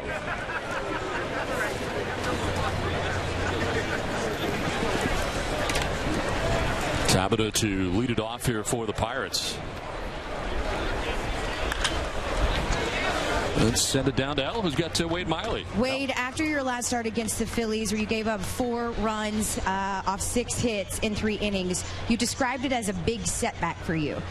You now had a no earned runs, 2 hits, and at one point you threw 5 pitches and got 4 outs and a K. How would you describe this performance? I just think I had to put what happened and fill it up in the past. I really didn't get a whole lot out of it. I just wanted to come out here and get back on the right track. I was able to throw strikes on both sides of the plate, and I think Q did a great job back there mixing up what he called, and we were able to execute. Specific pitch that you felt was working well for you today? I threw a lot of curveballs, just something I want to work on, and early they weren't very good. We kind of got a feel, stuck with them, and eventually was able to get up for strikes and get some swings on them, so felt really good about that. Feel a certain amount of pressure being the only southpaw in the rotation? No, not really. I'm just trying to pitch just like everybody else. So when it's my turn to go out there, I'm just going to go out there and pitch. And you know I have to ask you this because there's been a lot talked about you and the snake in the clubhouse the last few days. Is this just the benefits of being a Louisiana boy? Are you going to take on alligators next? No, I'm not. I actually brought the snake in the clubhouse, and then it got loose, so I had to get it out of there before somebody got hurt. So it was no big deal. Were you surprised at how some of your teammates reacted, jumping on chairs and running? Yeah, especially since it was, I mean, it literally a pencil. It looked like it was the smallest snake in the world, so they shouldn't have really been too scared of it. But yeah. That's one of the benefits of being from Louisiana, I suppose. Yeah, I guess. I don't know. All right, thanks, Wade. To me, Jerry and John, a snake is a snake. I don't care how big it is. Swing and a miss for Walker. The shift on here for the Red Sox. Don is definitely afraid of snakes. I don't like snakes. The only part I don't like about Florida is snakes. Is there something about a snake I don't like? I don't know what it is. Well, is there no snakes in Massachusetts? No, they're in the Northeast, but they're, you know. I'm not a big fan of snakes. No.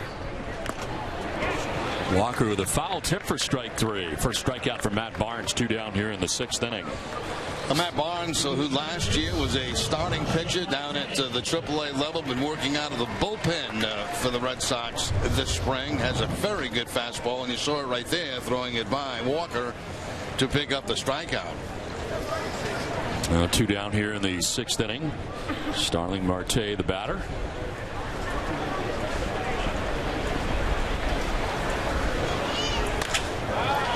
To left, Alan Craig is not going to get there. Drops in for a base hit. Second hit of the afternoon for Marte. Comes with 2 down in the inning.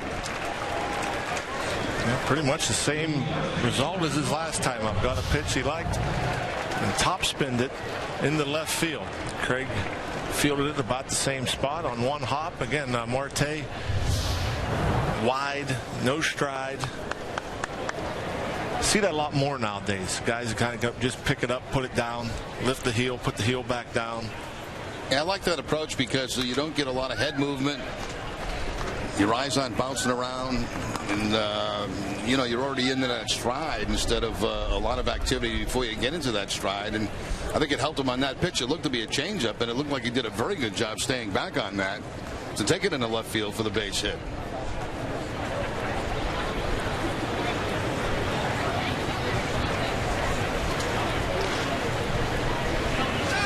Runner goes, a pitch out. They guessed right, but will they get him? No. So a pitch out, but he's still able to steal second base in Marte, who's in a scoring position now, 2 down. Hey, he can run. See there, gets a pretty good jump off of Barnes. Quintero gets out there. Just the throw a bit high. If the throw's down around the knees, around the bag, Marte would have been thrown out, but takes advantage of the high throw. So 2 down. Marte into scoring position. Corey Hart waiting on a 1-1.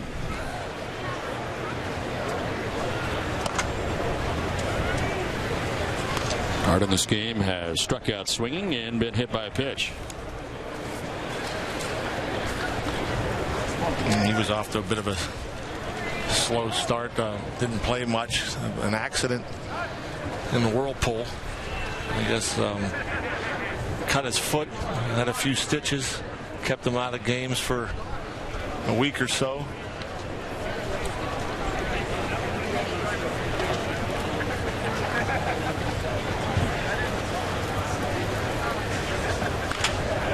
Softly lined and picked it short by Marrero. Spins and fires, and it gets by Nava into the seats. And the run will score as Marte comes around from second base, and Corey Hart will be aboard in second base. And after the errant throw, looked like they're going to get a good throw. Would have gotten him and gotten out of the inning. Man, I'm not sure Nava got there right away, did he? I mean, it looked like he maybe got to the bag a little bit late, and the throw kind of got by him before he could react. Now look at the range on Marrero as how far he goes to get to this ball as he's heading out towards center field, and he has to spin, make the throw. And that's a ball there that Nava's at least got a block. If he blocks the ball, the run doesn't score. The ball gets by him, and that's a certain run for the Pirates. So he tried to scoop that ball out of the dirt. It didn't seem that far from him. And kind of a gift run there given up by the Red Sox. It was a nice play by Marrero, the shortstop, but that ball has to be knocked down. Yeah, I mean, I picked him up late at first at Nava, and it didn't almost look like he was expecting a throw or something. I mean, he reacted a little bit late to it, I thought, but A good play by the shortstop. So the game tied 1-1 now as Cervelli goes the other way to first base. Nava will need help. Over to cover is Barnes for the out that ends the inning. But the Pirates pick up a run, tie the game at 1 aside.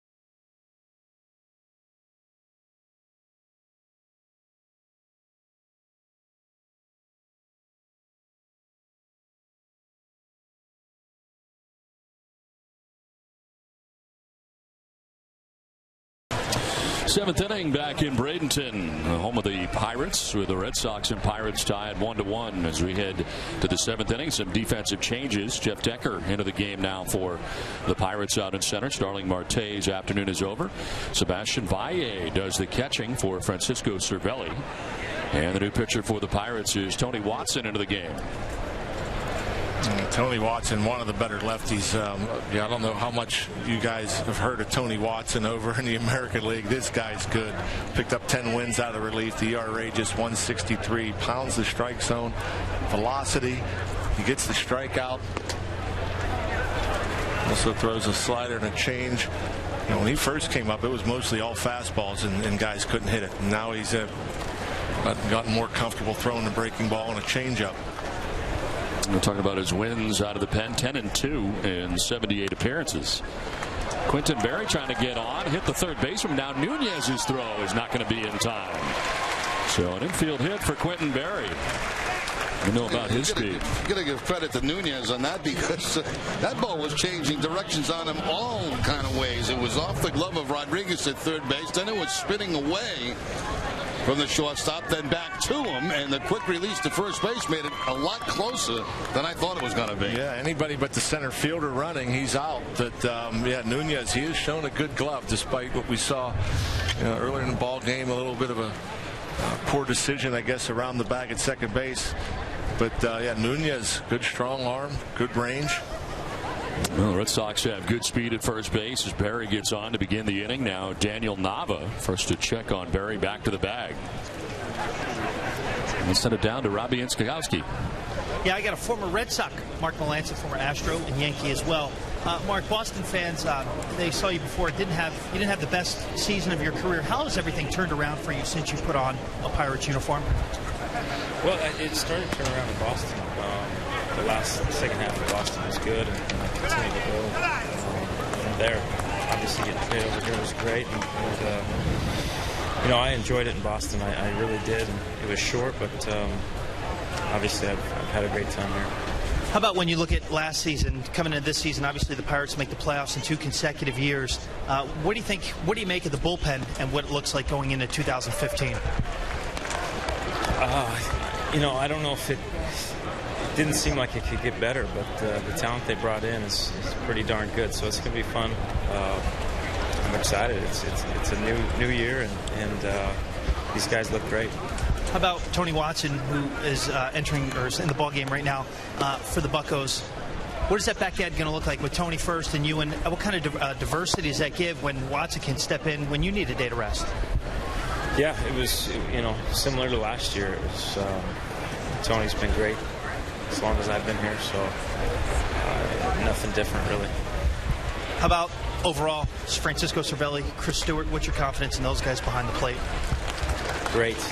I played with both of them with the Yankees. I came up with Cervelli, and such a fun teammate to have. So energized back there. I love it. It's great. 2 years ago, you went on a safari, an African safari, and last year you went to Japan. What was that experience like with all the other ball players for the exhibition tour? Yes, something that you don't get a chance to do all that often, so I had to take advantage. And it's a different, obviously different culture, but it's in the off season, so you have a different perspective on things. You get to really sit back and meet some new players, and I just enjoyed it. My wife got to go with me. We had a blast. All right, Mark, thank you. No problem, thank you. Don, maybe the most worldly baseball player you'll ever meet, Mark Melancon. All right, Robbie, thank you very much. One out, one on here, with Alan Craig standing in for Boston. The Pirates at double play depth here. The game tied 1-1 in the 7th, and a low throw, but it is dug out at first base by Hart. The speed of Quentin Berry has grabbed the attention of the Pirates.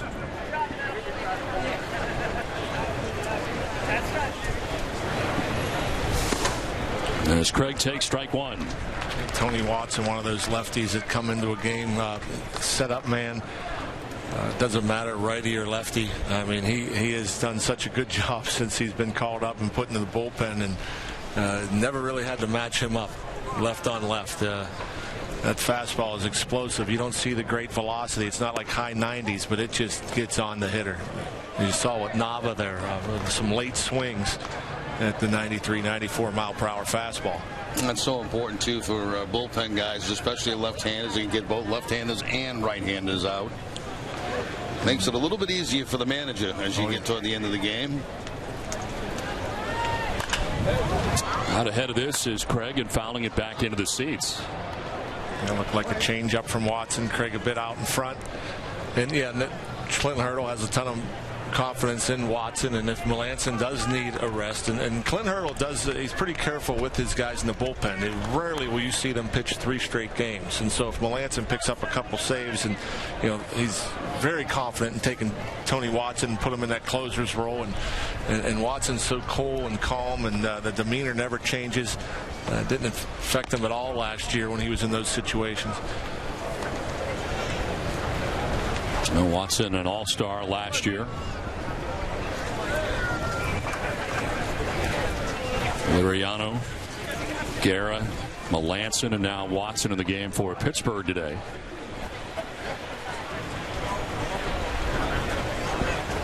Liriano with a good outing today, 4 shutout innings. The starter for the Pirates as Alan Craig with a foul tip for strike 3. Back-to-back strikeouts for Watson, 2 down here in the 7th inning.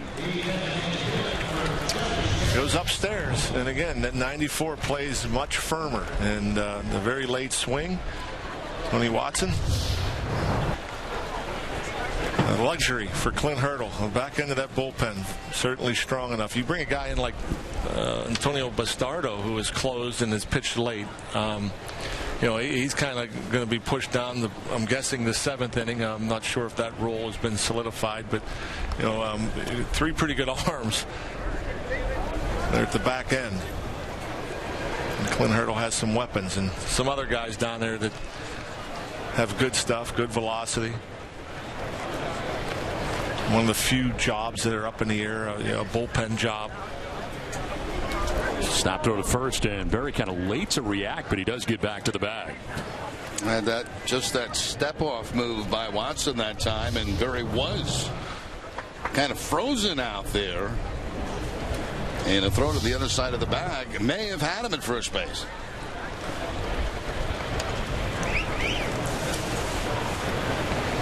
There he is, taken off, and they throw to first. A double pump, and he's going to get there. So he had taken off. The throw goes to Hart, and he kind of double pumps. By the time he does that, no chance to get the speedy Berry, who's into second base. Now, there's a case we were talking about, just going on the first move. As soon as the left-hander makes a move with his foot or his leg, that runner at first base is off, and that's exactly what Berry did there. And all it took was a double clutch at first base, and he was in scoring position. So 2 down, Berry at second base, and Garrett Cicchini fouls it back to the screen.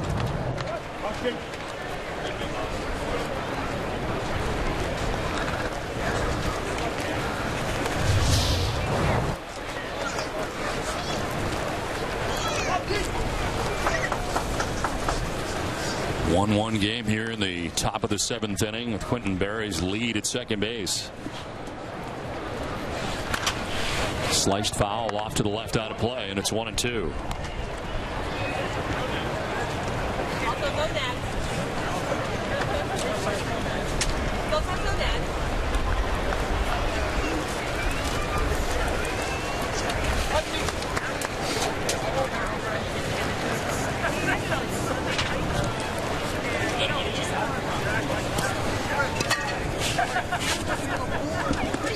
In tight. Cicchini almost jumped into that. Quentin Berry with an infield hit. Back-to-back strikeouts of Nava and Craig. Have 2 outs here in the 7th inning.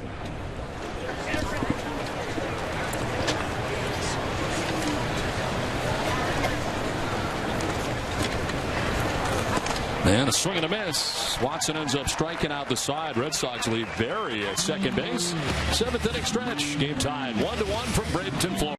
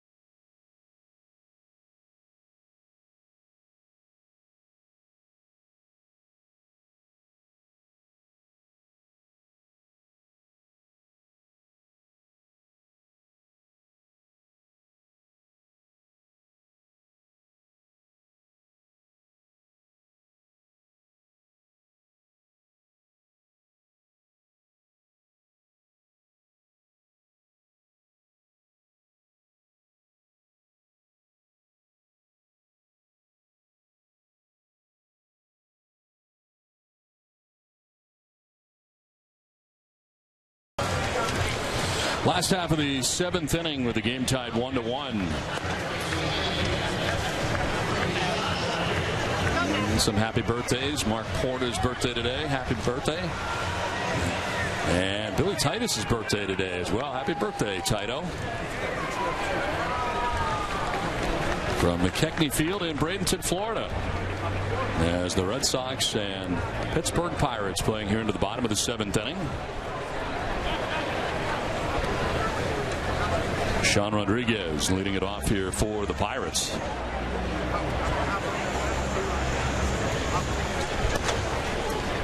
And the pitch in there for strike 1. Send it down to L.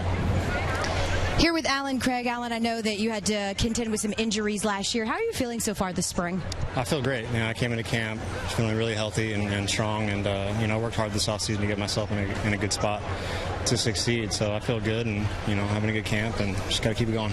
There's much has been made before you guys even got down here about the log jam in the outfield and how there's so much competition. Do you take that with you into the games, or do you just play the way that you play? No, I just play. I think that the goal for all of us should be to, be a contributing member on a winning ball club. And I've been on winning teams before, and that's something that you definitely don't take for granted. So I'm happy to be here, and I'm going to do whatever I can to play well and help the team. And I try not to focus too much on what's written and that type of stuff. Well, part of the way that you help the team is your versatility. Is that something that you've really worked on through the years of your game? Yeah, I mean, my versatility has always been an asset of mine. It's got me on the field and in times where I normally wouldn't have been. So, I've always, had that on my side, and I think that it helps the team, my versatility. So I think it'll continue to be that way. Torey Lovullo said today that if the season started tomorrow, at least the position players are ready to go. Do you feel the same way? Absolutely. We've been working hard this camp. It's been a really good camp. Working hard in the drills and the games. Everyone's hustling, and it's been really good. I think we're getting ready. All right. Thanks, Alan. Thank you. All right, Al, thanks very much to Torey Lovullo, the Red Sox bench coach. Jerry, we've talked about it many times. It does seem that spring training, the length of it is really for the pitchers, for the most part, for them to get ready for the season, what they have to do to stretch it out as starting pitchers go. I don't think there's any question about that. I think if you ask most of the players who have been healthy, they would probably say, give me 5 more games and I'm ready to go. This ball off the fence. Bradley Jr. playing it as Hernandez is thinking 3. Throw in that direction will not be nearly in time, and he slides into third base. A 1-out triple off the wall and right. Gorkas could fly. He was with the Pirates. We got him on a trade along with Jeff Locke from the Braves. And, and we ended up moving him. He went down to the Marlins, and now he's back with the Pirates. And, the guy, the bat's always been behind. He's a great defensive center fielder. We can see here the speed he has, but he's been showing this camp that some pop, actually. I know he had some help with the wind there going the opposite way, but Gorkas Hernandez, if he can catch up with the bat, certainly a promising outfielder because of the speed and his abilities defensively. With 1 out and the runner at third base, infield in all the way around. Gustavo Nunez trying to put the Pirates on top, and here he comes, the squeeze, dropped down and executed. The throw to first base in time, but the suicide squeeze. Hernandez scores from third, and the Pirates take a 2-1 lead. Don't see that every day in spring training. No, and that was perfectly executed too, as you said, because just turn around. All you've got to do is get the ball on the ground. Don't worry about whether it's the first base, back to the pitcher, to third base. Just get it on the ground on a suicide squeeze, and that run's going to score. Yeah, actually, you could argue that Hernandez left a bit early. As he broke for the plate, Barnes was still delivering the ball. I mean, he could throw the ball. You're taught normally if you see the runner break, maybe throw it at the batter. You hit the batter, it's a dead ball, or maybe try to throw a pitch up. You definitely don't want to give him a pitch down the middle that he can put down. And I thought Barnes had a chance to see Hernandez break that early to not throw a strike, but the execution was perfect in terms of the bunt from Nunez, and it's no surprise. Clint Hurdle, he has a bag of tricks and he's not afraid to use them. So Matt Barnes is out of the game. The Pirates have taken a lead. We'll step aside with the pitching change.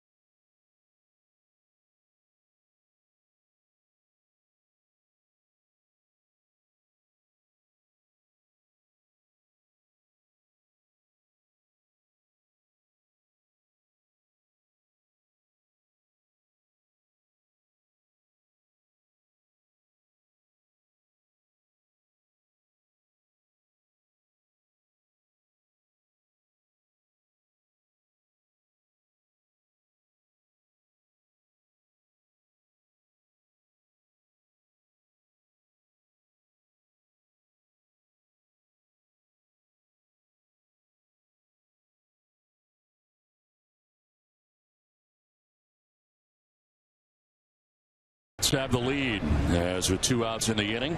Bases empty. Jeff Decker, the batter, and Dana Evelyn, the new Red Sox pitcher, checking into the game. And it's ball 1 outside.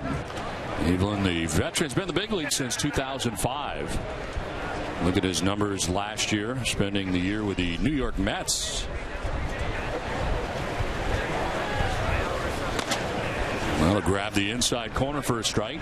Evens at 1-1. So Matt Barnes ends up allowing 2 runs, 1 earned, 1 unearned.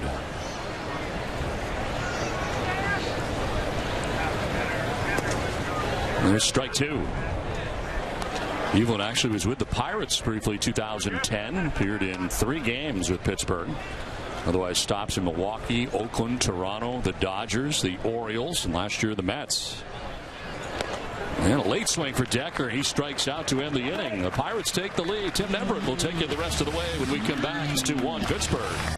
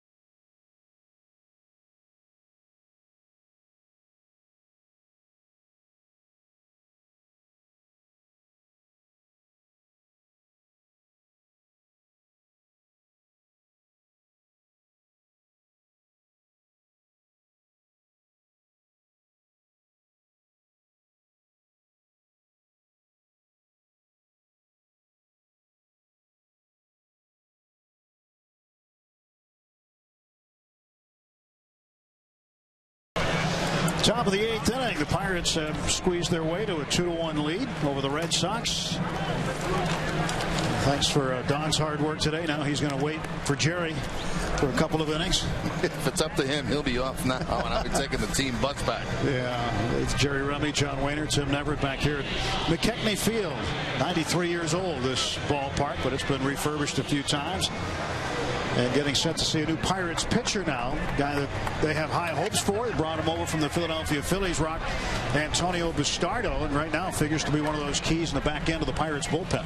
Yeah, you wonder, is he going to be the 7th inning guy? You look at with Melanson and Watson, you figure that's your closer and your setup guy. But Bastardo, opponent average last year, 188. He's always been tough to hit. There was one year, I think in 2011, where the opponents hit just 140 against this guy, and the spring hasn't had great command.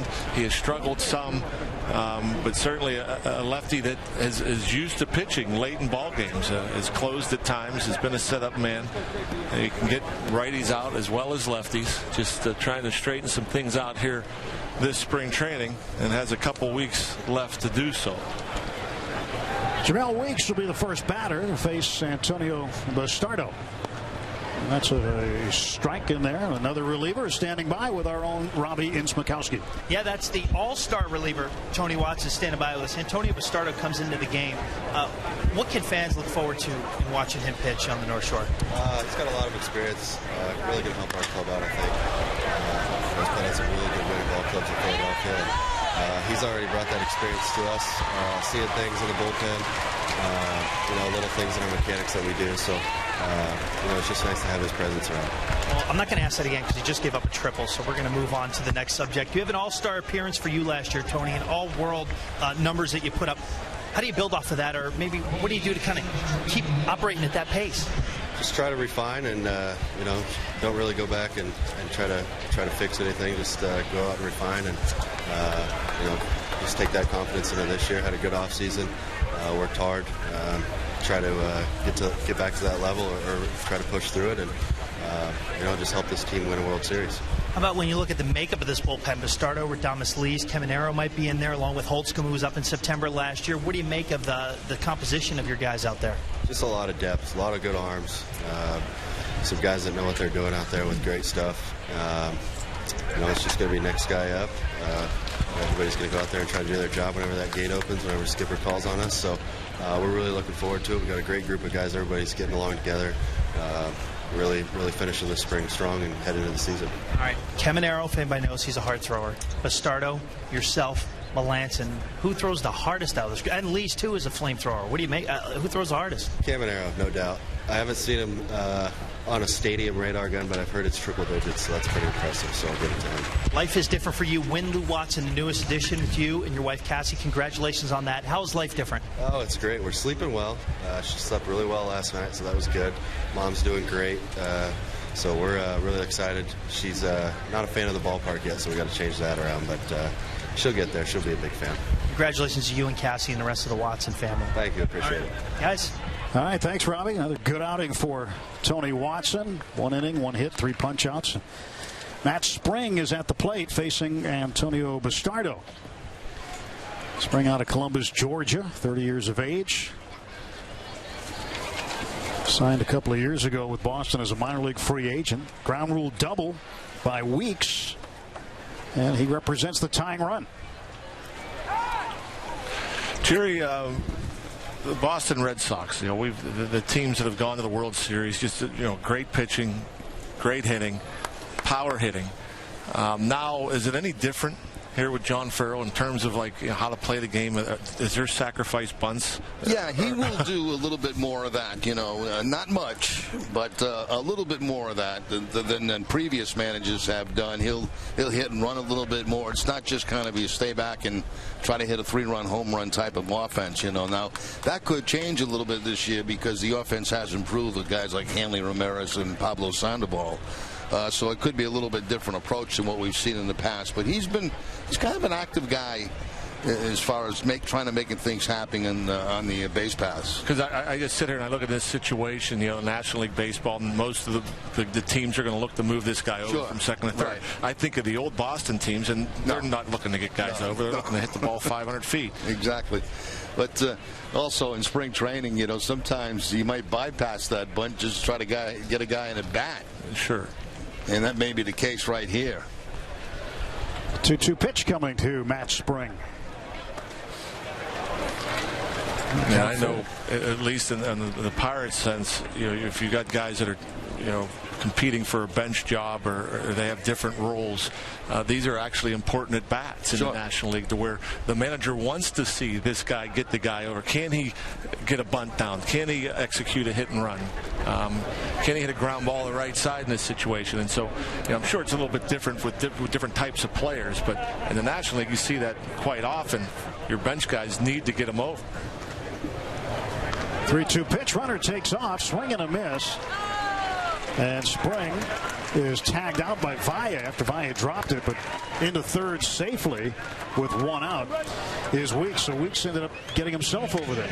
A huge jump.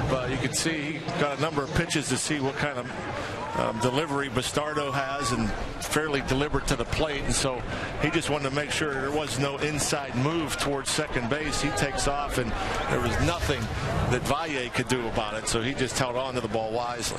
Infield in for the Pirates, and the batter is Bryce Brentz. I wouldn't be at all surprised to see the Red Sox play contact here with 1 out, with the infield in, with the speed of Weeks down at third base.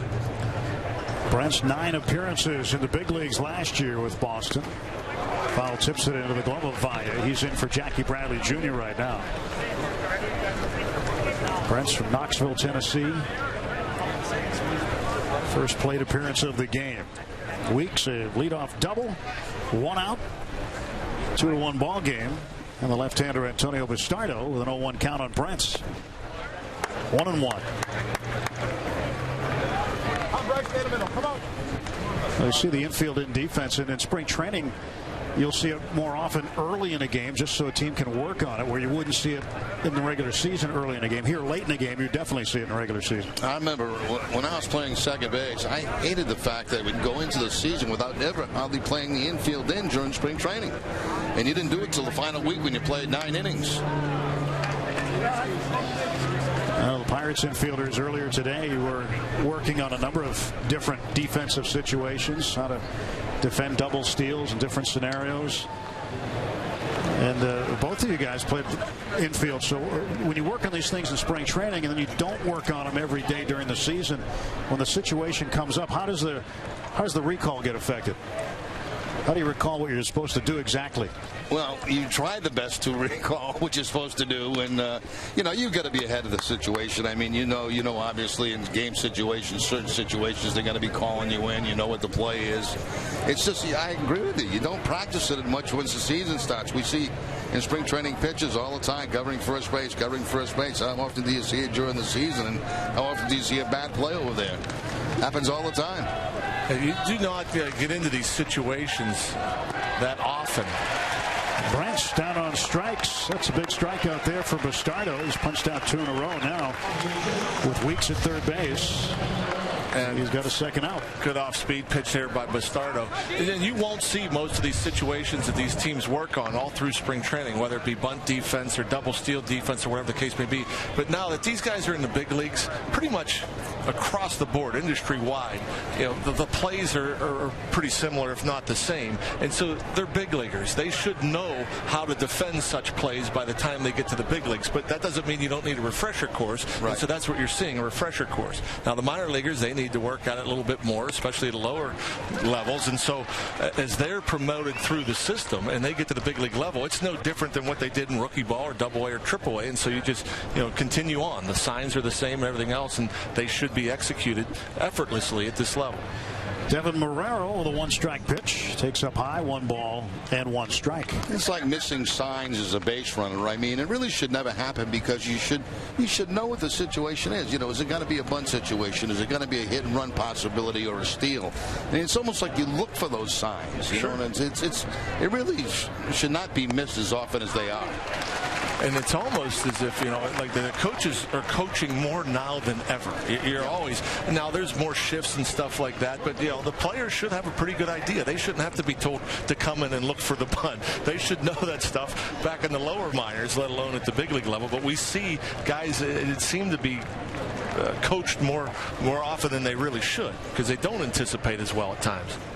Swing and a miss, and Bastardo strikes out the side after giving up a leadoff double to Weeks. Weeks left at third, 2-1 Pirates.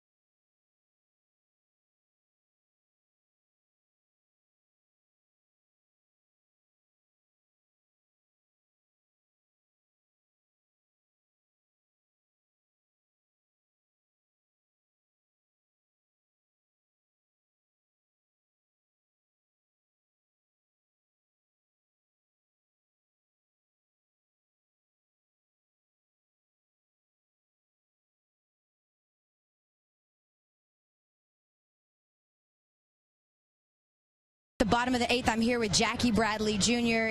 2 for 2 today with a walk. John Farrell said before the game he feels like you're hitting your stride at the plate. Do you feel the same way? Yeah, I feel good, and I'm just trying to keep continuously work. Is there something in particular that you worked on in the off season as far as the plate goes? Because defensively, we all know what you can do, but was there something you wanted to focus on? Just forming good habits and sticking with it. Just staying with my approach and continuously work to get better. John Farrell talked about you before the game and saying that he prefers you in center field. Of course, you got the start in right field today. How big of a difference is it switching over? It don't matter to me. I'll play wherever and try to make the plays for the pitchers. Considering you have the most experience in the outfield, do you think that gives you an asset as well that you're so versatile out there? Can you say that again? I couldn't hear. Yeah, the fans are yelling a little bit at Jackie. They want autographs. I said, considering that you've got the most experience in the outfield, do you think that gives you kind of an edge that you can be versatile, play all 3 positions? I know I can play all 3 positions wherever they need me to play. I'm willing to do it. Like I said, I'm just trying to help the team win. All right, good job. Thanks, Jackie. Thanks, Al. Appreciate it. Robbie Ross Jr. is the new pitcher for Boston, facing Steve Lombardozzi. Lombardozzi is now the left fielder for the Pirates. Numbers on Ross last season. He delivers a strike to Lombardozzi. 3-6, ERA of 6.20. Struck out 51, walked 30. Opponents hit 319 against Robbie Ross. Coming over from the Texas Rangers, where he did some starting and relieving. The Red Sox taking a look at him as a left-hander for the bullpen for the 2015 season. He made his big league debut with Texas in 2012. Went 6-0. 58 appearances. Kept his ERA down too, just 2.22. So had a good start to his career with the Rangers. Trying to lower that ERA with Boston.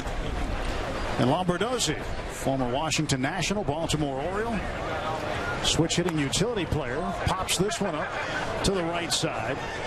Luke Mons called off by Bianchi. Bianchi makes the catch for out number 1.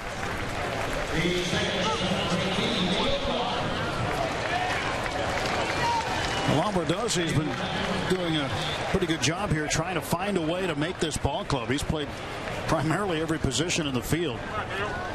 And another scrapper, another gamer. Plays it the right way. Versatile. Doesn't take anything for granted. Neil Walker getting a chance to play deep into the ball game today. Switch hitter batting right-handed, facing the lefty Robbie Ross Jr. Walker 0 for 3. He's flied to right, flied to center, and struck out.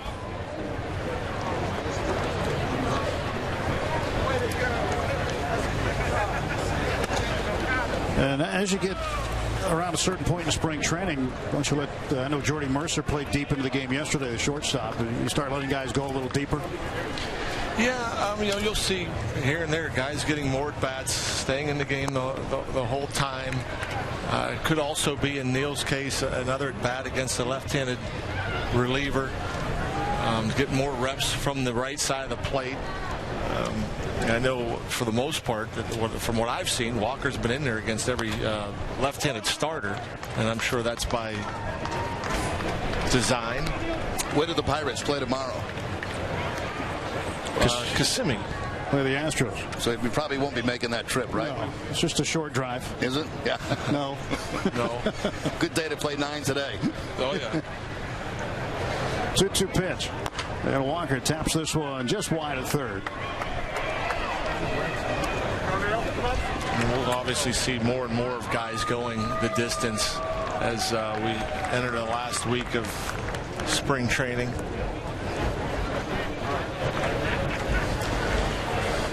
So Robbie Ross Jr. making his 3rd appearance in Grapefruit League play. Surrendered an earned run on 2 hits on the 18th of March against Baltimore's AAA squad. Strikes out Neil Walker looking. And Walker is now 0 for 4. Attendance today. Sellout number 6 is the 2nd largest crowd in this ballpark's 93-year history. 8,962. Wednesday night, This last Wednesday against the Tigers, they set the record 9,018. Thought they challenged the record today, and they did, but came up just a little bit shy. Sebastian Valle, the catcher, take down low for ball 1. That was just a couple of years ago. Couldn't get 7,000 here at McKechnie. Valle, slow roller down to third base.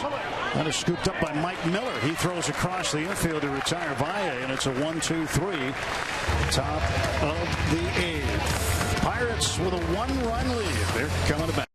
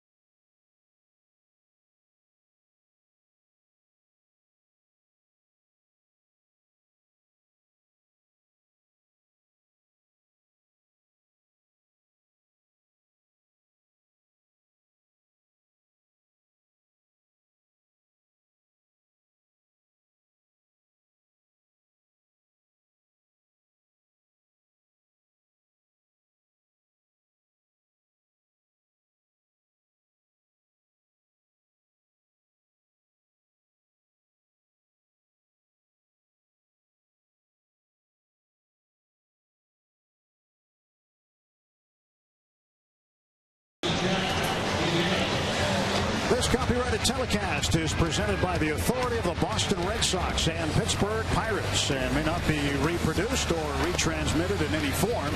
And the accounts and descriptions of this game may not be disseminated without the express written consent of the Boston Red Sox and Pittsburgh Pirates.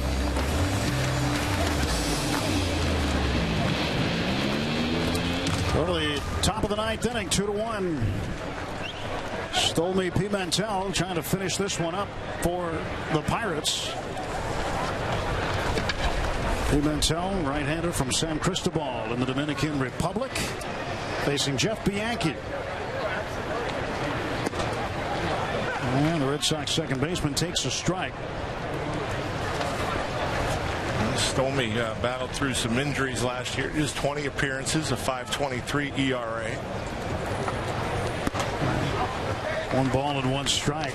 This spring, Stolmy's had plenty of work. This is his 6th outing in Grapefruit League play. Took the loss on the 19th of March in Sarasota against the Orioles, pitching just an inning, giving up 2 earned runs on 3 hits. The Yankee will take another, and it's 1-2.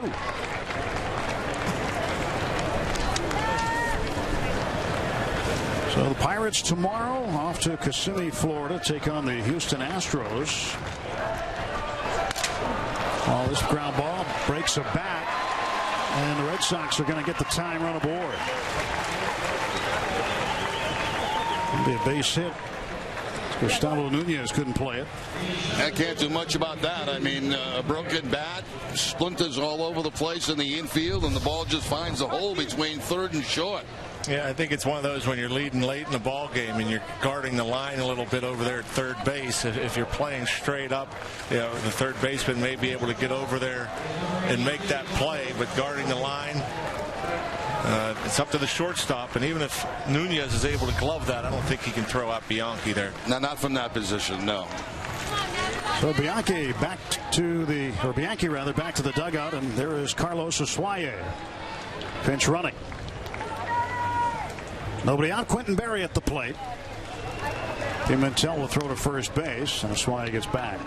We'll throw to first base to see if Berry would be spinning around to a bunt situation.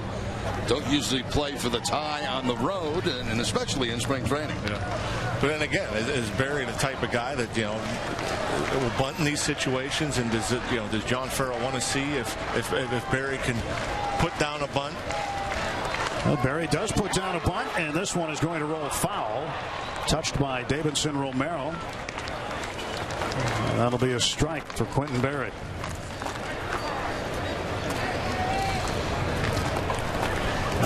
Osuaye back to first base. Yeah, especially when you got a fast guy like Berry. I mean, it puts so much pressure on the defense. The worst you can do is move the runner up. The best, put down a perfect bunt. You beat it out, and then you got first and second, nobody out.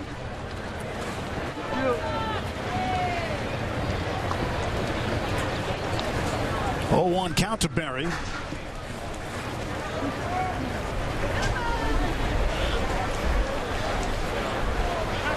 Stolney throws to first base again.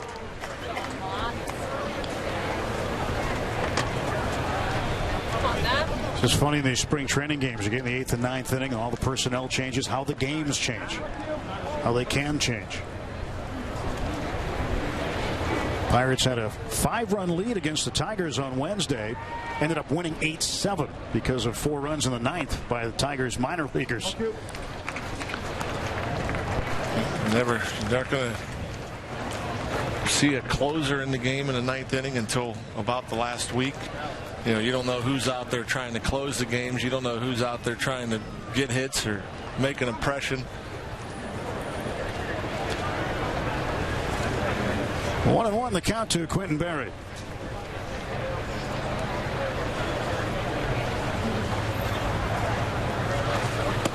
Shows bunt again. It takes the ball. It's 2-1. Let's see if they switch off to something different now. Whether they stay with the bunt or 2-1, they could play a little hit and run. Yeah, and you're opening up holes. Obviously, you're going to have your second baseman cheating towards first. The third baseman's in. You got a lot of holes in that infield. If you want to try to even slug bunt or just get on top of the ball, there's good speed on first and at the plate. And again, you don't play for the tie on the road. Typically, I mean, more and more these days, you see all kind of, I see it more now than we did back in the day. Again, Stolmy throwing to first.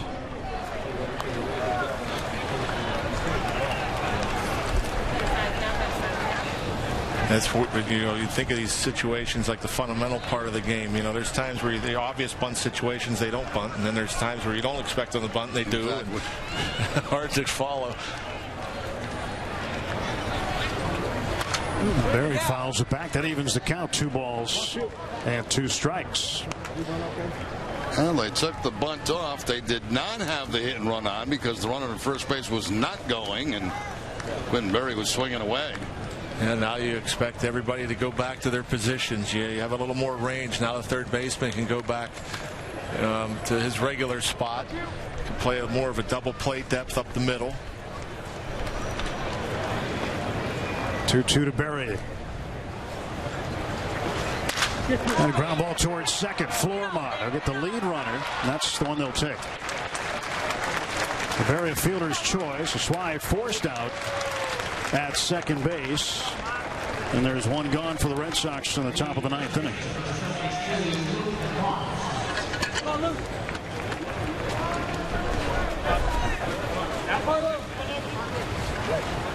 Well, Berry, who runs well at first base, and now the batters, the first baseman Luke Montz. 246 the average for Montz in 2013.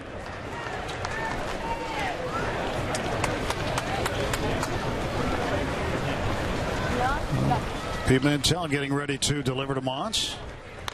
And a ground ball toward third, backhanded by Stevenson Romero. He'll throw across the infield, take the out there. I don't know if the folks at home could hear Clint Hurd on the background. He said on the ground early.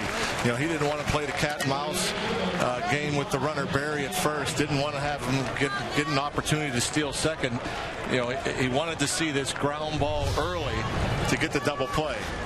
And then a decision by the third baseman to go to first base. He took a peek toward second base, had no play there.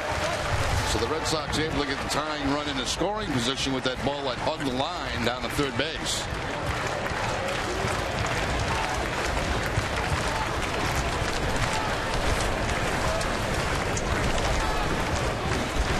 So Blake Tecote, 249 last season in the minor leagues with 11 homers.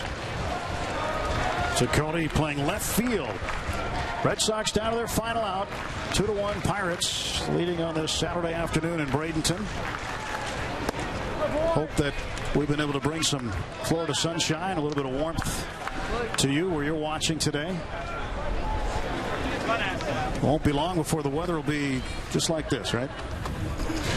July. July? Yeah. Hopefully sooner. Comes the 1-0. 2 balls, no strikes. Yeah, but aren't you going to get a nice day for Patriots Day and the marathon? I mean, that should be a rule now. You have to have great weather. Should be a rule, but they like it cool on that day, the runners do.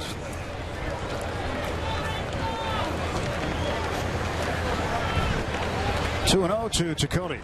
Quentin Berry, the tying run, is at second base. 2 outs. 2-1 now. How does that work? Typically, they run the marathon during the day, and usually the Red Sox play later on? No, we play at 11 o'clock in the morning. Oh. And this marathon starts earlier, so we can actually see the runners go by left field on their way to the finish line before the Red Sox game is over. At 11 a.m. Yeah, 11 o'clock. Go get them, kids. That's in no matter what, year after year. Huh? Yep, every year.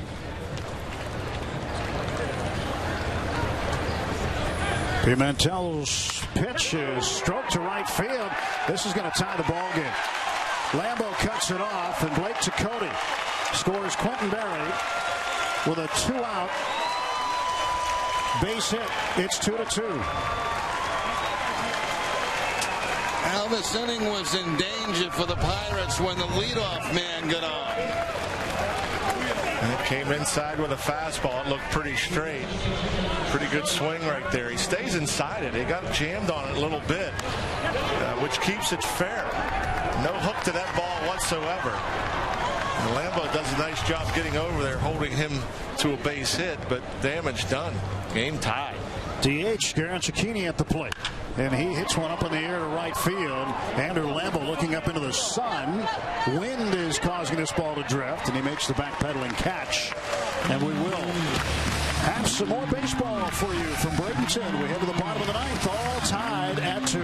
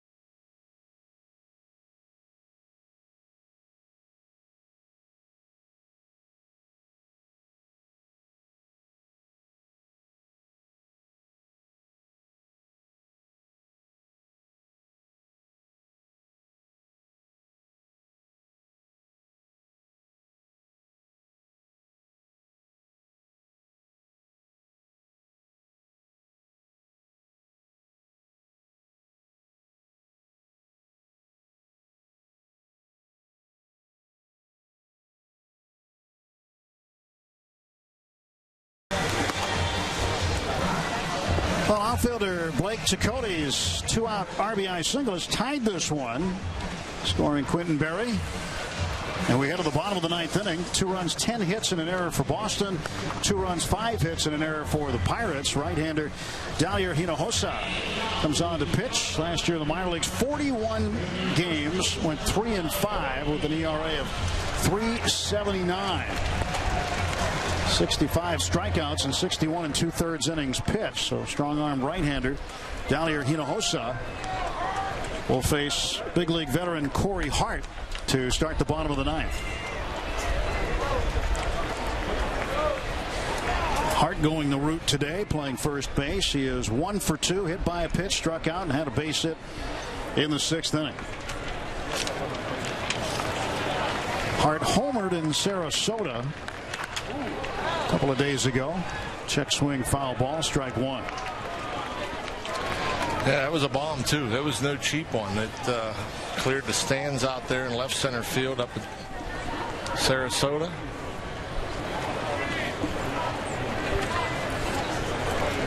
Hinojosa the stretch and the pitch to Hart.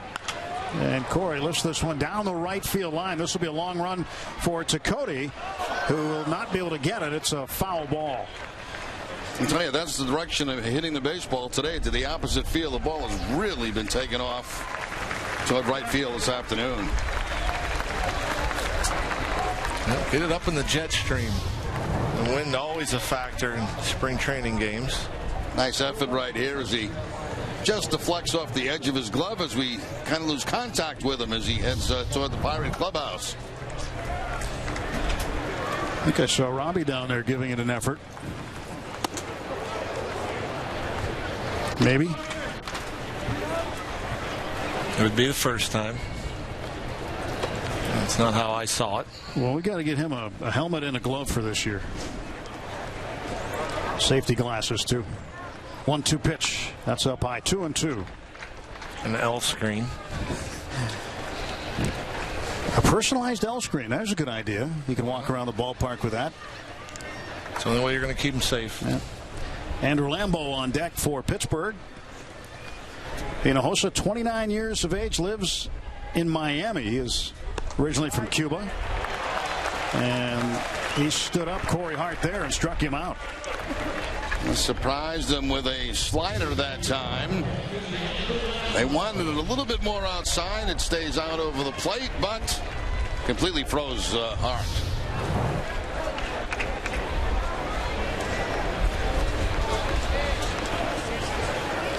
Hinojosa in his second pro season in the U.S. He signed with the Red Sox as an international free agent in October of 2013. After leaving Cuba, strike to Lambeau. Lambeau, 21 big league games last year, 256 the average. Spent the majority of the year in AAA in Indianapolis. Hinojosa last year with the Paw Sox 3-5. 41 appearances. Lambeau fouls it down the left field side. Looks to be one of those guys that has that sneaky fastball. The velocity doesn't show a lot, 91, 92, but you look at the hitter's swings and he's unable to get extension. You sure about that? Here's the 0-2, and this one is going to be caught. And Bryce Brent's making a terrific catch to rob Andrew Lambeau. Did he fall or did he dive? I think he fell. I think he fell also. Let's take a look. Yeah, it was the old fall after the catch. Well, that'll get you on the highlight shows. He hopes.